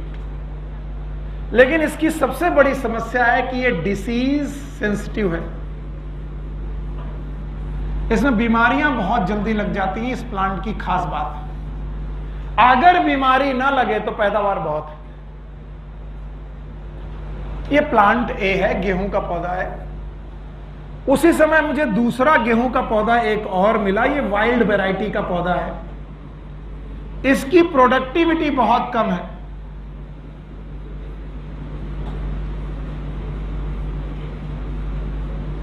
पर इसकी खास बात है कि इसमें डिसीज रेजिस्टेंट है, बीमारियां नहीं लगती इस पौधे को। यह प्लांट बी है। अब हमने क्या किया कि प्लांट ए का पॉलन ग्रेन उठाया, एंथर से पॉलन ग्रेन उठाया और प्लांट बी की स्टिग्मा पे जाकर के डिपॉजिट कर दिया। और प्लांट ए का पॉलन ग्रेन से प्लांट बी की स्टिग्मा पर पहुंचने के बाद हुआ पॉलिनेशन, और इस पॉलिनेशन से सीड बने, मतलब फर्टिलाइजेशन के बाद सीड बने, और उन सीड को मैंने ग्रो कराया। और जब मैं सीड को ग्रो कराया तो मैंने देखा क्या कि मुझे एक प्लांट मिला सी, और इस सी प्लांट में भाई साहब प्रोडक्टिविटी भी ज्यादा है और ये डिसीज रेजिस्टेंट भी है। हमने कहा कमाल हो गया, ये जो प्लांट है इस प्लांट में दोनों डिजायर्ड कैरेक्टर है। मेरे साथ बोलो, प्रोडक्टिविटी ज्यादा होना, डिजायर्ड की अनडिजायर्ड। नींद आ रही है? डिजायर्ड की अनडिजायर्ड। और डिसीज होना, और बताओ प्रोडक्टिविटी कम होना और डिसीज रेजिस्टेंट होना, डिजायर। पक्का? अब हमने क्या किया कि इन दोनों पौधों की करा दी क्रॉस पॉलिनेशन, क्रॉस ब्रीडिंग। जवाब चाहिए सब लोगों से, क्या करा दी? बताओ, ऑटोगैमी कराई, गीटनोगैमी कराई कि जीनोगैमी? जीनोगैमी। और जीनोगैमी कराने के बाद एक पौधा मिला जिसका नाम रखा हाइब्रिड। बोलो क्या नाम है? और इस हाइब्रिड में एक डिजायर्ड कैरेक्टर की दोनों। मान लो ये मेल है तो ये हुए इसके लिए पापा और ये क्या हुई? मम्मी। तो बताओ इस पौधे के लिए पापा और मम्मी दोनों के अनडिजायर्ड कैरेक्टर है कि डिजायर्ड? डिजायर्ड। और ऐसे पौधे का नाम हाइब्रिड। बोलो क्या नाम है? हाइब्रिड। अभी भी नहीं आया। बताओ ये मेल पौधा था? कैसे मालूम? इससे तुमने क्या लिया? Pollen grain. फिर से बोलो। क्या ये फीमेल पौधा था? क्या इसकी स्टिग्मा यूज की? मेल और फीमेल का क्रॉस ब्रीडिंग कराया और बेटा एक पौधा बनाया। उस पौधे की प्रोडक्टिविटी ज्यादा और डिसीज रेजिस्टेंट भी ज्यादा। बताओ इसमें दोनों मम्मी पापा दोनों के कैरेक्टर हैं? जवाब चाहिए। अब अगर मैं पूछूं व्हाट इज हाइब्रिड, सर हम तो डेफिनेशन बना नहीं पाएंगे। हिंदी में बनाओ, अंग्रेजी में बनाओ, उर्दू में बनाओ, भोजपुरी में बनाओ, कैसे भी बनाओ, इसकी डेफिनेशन बनाओ। Hybrid is a product. Hybrid is a of cross breeding of between two plant with desired character। नहीं आया? चलो भोजपुरी में ट्राई करते हैं। हाइब्रिड वा मर्दे ऊ प्लांट बा जा में दोनों मम्मी पापा का अच्छे वाले कैरेक्टर। सही है? पूरी भोजपुरी नहीं है? अच्छा हिंदी में बनाते हैं। हाइब्रिड बेटा वो पौधा है जिसमें मम्मी और पापा के अच्छे अच्छे कैरेक्टर आए कि खराब खराब। और अब बायोलॉजिकल वाली डेफिनेशन होनी चाहिए जो सबको आनी चाहिए। Hybrid is a product. Hybrid is a product of cross breeding between two plant with desired के अनडिजायर्ड, डिजायर्ड। और भाइयों बहनों अब काम करना है तुम्हें। बताइए ये अगर पापा हैं तो बताओ पापा से बच्चा अच्छा कि खराब? और मम्मा से अच्छा कि खराब? बताओ पापा से किस बात में अच्छा? प्रोडक्टिविटी तो पापा के बराबर, पापा के बराबर प्रोडक्टिविटी है। लेकिन पापा कैसे हैं? Disease sensitive. और ये पक्का? अच्छा तो मम्मी से अच्छा है किस बात में? मम्मी जैसा डिसीज रेजिस्टेंट है लेकिन मम्मी की प्रोडक्टिविटी कम, इसकी ज्यादा। पक्का? अब याद रखना हाइब्रिड हमेशा अपने पेरेंट से सुपीरियर होता है। This condition is known as hybrid superiority. Hybrid superiority. It is also known as heterosis.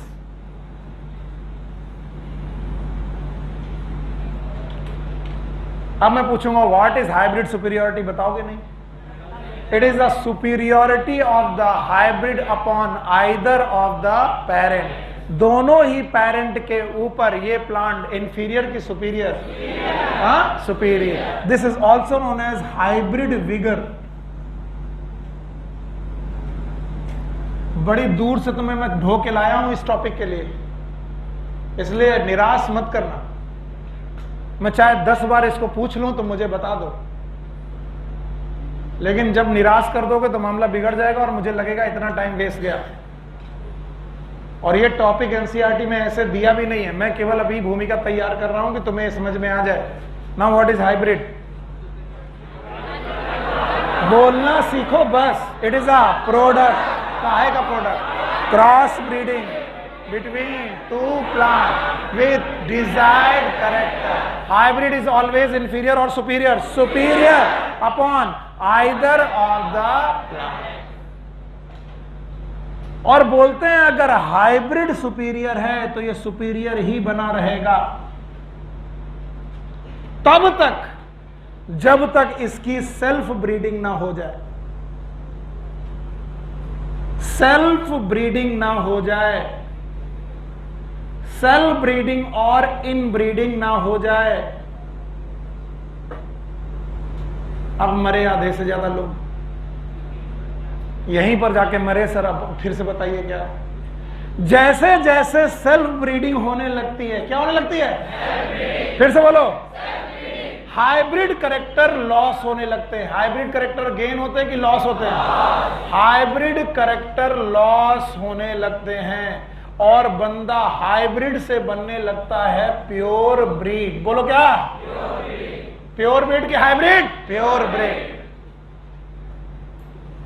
I am sorry, कोई धार्मिक बात नहीं है, किसी को दिल से मत लगाना और ना कभी लड़ाई झगड़ा करना। धर्म के मामले में तो कभी नहीं। मुझे केवल एग्जाम्पल देते वक्त एग्जाम्पल देने पड़ते हैं, इसलिए दे रहा हूं। जैसे मैंने टीनिया सोलियम के बारे में दिया था कि मुस्लिम्स को टीनिया सोलियम नहीं हो सकता क्योंकि वो सुअर का मांस नहीं खाते। ठीक वैसे ही Muslims they claim they are the pure breed. Pure breed कहने का कारण उनका साइंटिफिक है। जस्ट बिकॉज उनकी मैरिजेस ज्यादातर समय पे, अभी तो नहीं होती, ज्यादातर समय पर कैसी होती थी बेटा? फैमिलीज में। और फैमिलीज में ब्रीडिंग करना, it is something like inbreeding और self breeding, and self breeding create pure breed. क्या क्रिएट करता है? Pure breed. क्यों? आपके कौन से कैरेक्टर लॉस होने लगते हैं? Hybrid. So you loss your hybrid characters और यू बिकम प्योर ब्रीड। और अगर आप हाइब्रिड कैरेक्टर लॉस करने लगे तो प्रोडक्टिविटी बढ़ने की कम होने लगी, डिसीज रेजिस्टेंस बढ़ने लगे, कम होने लगा, कम। इसका मतलब है हाइब्रिड कैरेक्टर का लॉस हो जाना, this is known as inbreeding depression. बोलो क्या नाम है? Inbreeding depression. अब कुछ लोग बेटा कहेंगे सर इतना गुचर पचर हो गया, हमें कुछ समझ में नहीं आ रहा। मैं समझा दूंगा, दोबारा लिख दूंगा, मुझे जवाब चाहिए। What is inbreeding depression?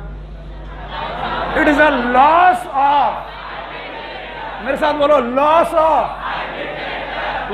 Of due to continuous self breeding और इन ब्रीडिंग। नहीं आया? तो बताओ, कॉन्टिन्यूअस सेल्फ ब्रीडिंग और इन ब्रीडिंग करते रहो करते रहो करते रहो तो बताओ क्या लॉस हो जाएगा? हाइब्रिड कैरेक्टर गेन रहेगा कि लॉस होगा? And that is known as inbreeding depression. Animal के लिए डिजायर्ड कैरेक्टर हो सकता है, लेकिन प्लांट के लिए डिजायर्ड की अनडिजायर्ड? अनडिजायर्ड। तो बताओ हाइब्रिड कैरेक्टर लॉस होना चाहिए कि नहीं? इसका मतलब इन ब्रीडिंग करना चाहिए कि नहीं? इसका मतलब इन ब्रीडिंग नहीं करना चाहिए तो क्या आउट ब्रीडिंग करना चाहिए? Yes sir. और अब अगर अपना चैप्टर देखोगे तो आपका नेक्स्ट टॉपिक है आउट ब्रीडिंग डिवाइसेस। क्या?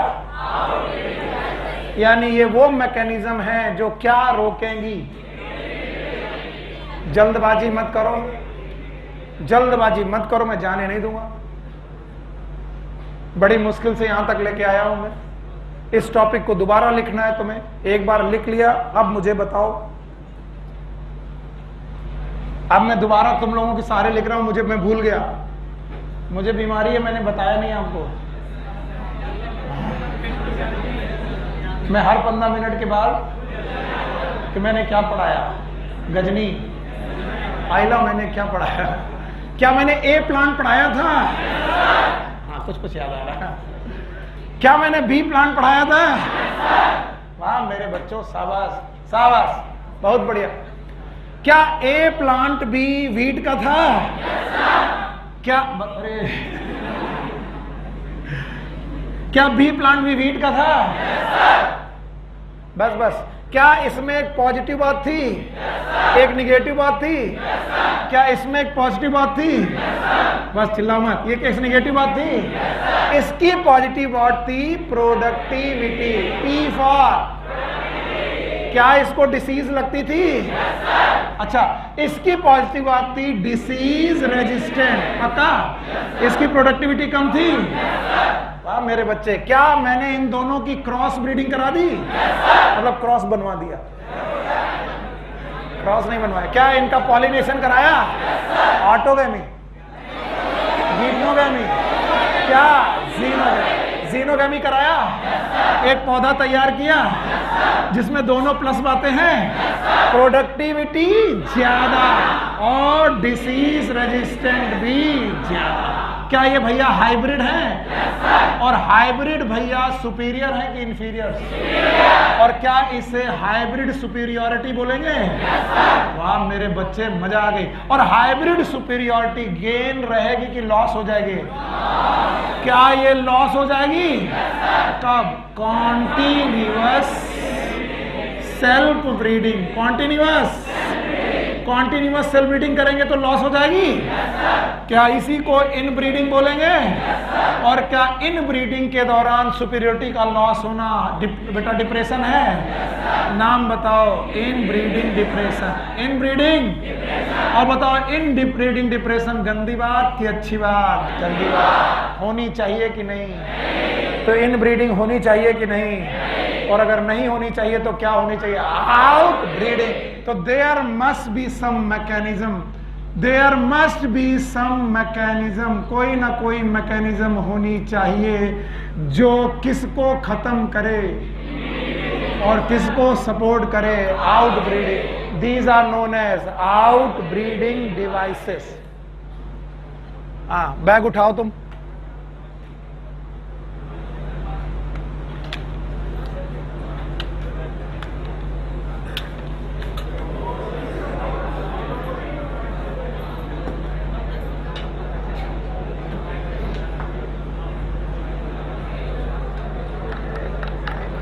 एक कल एसी सही करवाओ यार। 1:30 बजे आएगा। हैं? 1:30 बजे आने का। अब ध्यान से सुनो, बहुत मजेदार टॉपिक पढ़ रहे हो, इसलिए इसमें कोई डर वाली बात नहीं कि सर बोर हो रहे हैं और सर अब मुश्किल हो गया। अब मुझे इन ब्रीडिंग रोकनी है, आउट ब्रीडिंग हटानी है। और इनके ब्रीडिंग करने के तरीके हैं पॉलिनेशन। क्या है? और भाइयों बहनों, ऑटोगैमी इज अ पॉलिनेशन। पता नहीं सर, मार मार के सही कर दूंगा, सही जवाब दो। ऑटोगैमी पॉलिनेशन है? गीटनोगैमी पॉलिनेशन है? और आपको मैंने ऑटोगैमी और गीटनोगैमी एक ही प्लांट में बताया है, और एक ही प्लांट में बताया है, तो ये ऑटोगैमी और गीटनोगैमी दोनों सेल्फ हैं। और अगर ये सेल्फ ब्रीडिंग है भाइयों बहनों, तो क्या ये इन ब्रीडिंग है? इसका मतलब मुझे ऐसी मैकेनिज्म लानी है जो क्या रोक दे? ऑटोगैमी और गीटनोगैमी। पक्का? और मुझे ऐसी मैकेनिज्म लानी है जो क्या चालू कर दे? ऑटोगैमी, गीटनोगैमी की जीनोगैमी? तो बताओ, जीनोगैमी इज इन ब्रीडिंग की आउट ब्रीडिंग? वाह मेरे बच्चे, मजा आ गई। Xenogamy is autogamy, geitonogamy is inbreeding. Now what is inbreeding device? जवाब चाहिए। These are the mechanism, these are the which support xenogamy, which prevent autogamy and geitonogamy. नहीं आया? बताओ, व्हाट इज आउटब्रीडिंग डिवाइसेस? मजा नहीं आया मुझे। What are the outbreeding devices? These are the mechanisms which prevent autogamy and geitonogamy and support xenogamy. नहीं आया? क्या रोकना है? और geitonogamy, क्योंकि ये सेल्फ है कि क्रॉस है? सेल्फ। मैंने पढ़ाया था कल, इसीलिए अभी याद कर लो कौन कौन सेल्फ, कौन कौन क्रॉस, क्योंकि अभी याद नहीं किया तो आउटब्रीडिंग डिवाइसेस नहीं है। बताओ, ऑटोगैमी, गीटनोगैमी, जीनोगैमी, हाँ? तो सेल्फ ब्रीडिंग रोकनी है कि बेटा सपोर्ट करनी है? रोकनी है। सेल्फ पॉलिनेशन रोकना है, क्रॉस पॉलिनेशन बढ़ाना है। तो these are the mechanism which prevent autogamy and geitonogamy and which support xenogamy. और इसी दिन के लिए मैंने पढ़ाया था कि ऑटोगैमी को सपोर्ट करने वाले क्या क्या पॉइंट है। खड़ी हो जाओ। ऑटोगैमी को सपोर्ट करने वाले पॉइंट क्या थे?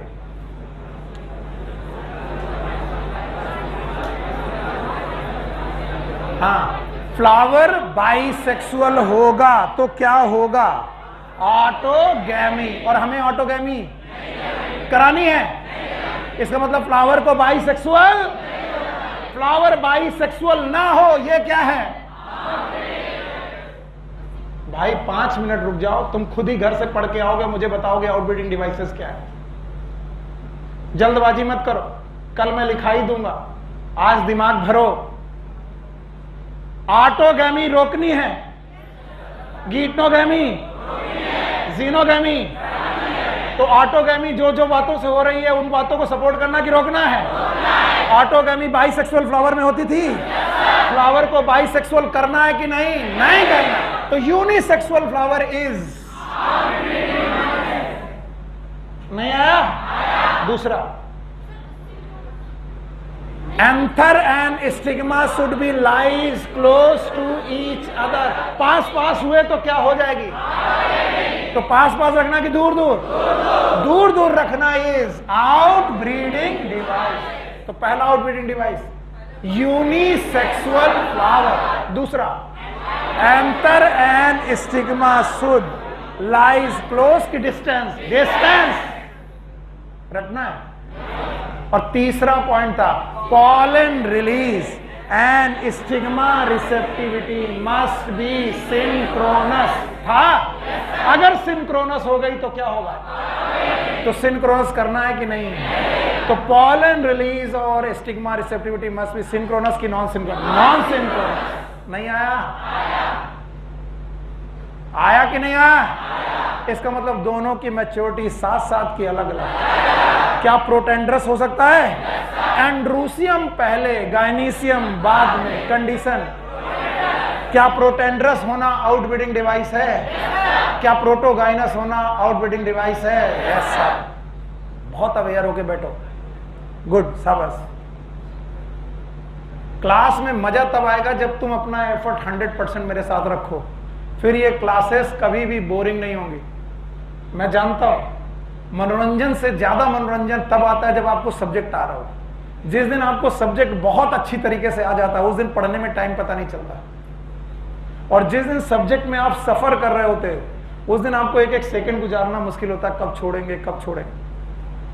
और इसका सबसे बढ़िया तरीका है कि घर से आओ तो पुराना रिवाइज करके आओ। मैं हमेशा रिलेट करके पढ़ाता हूं। आज बोर्ड में कुछ नहीं है और कल मैं यहीं से शुरू करूंगा। मुझे आउटब्रीडिंग डिवाइसेस की डेफिनेशन चाहिए। What are the outbreeding devices?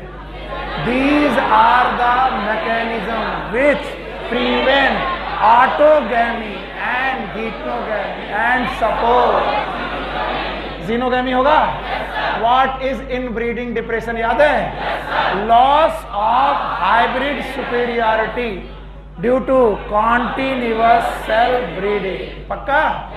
तो आज की क्लास यहीं पर रोकते हैं और कल आकर के पढ़ाई करो। Take care, good luck, bye bye.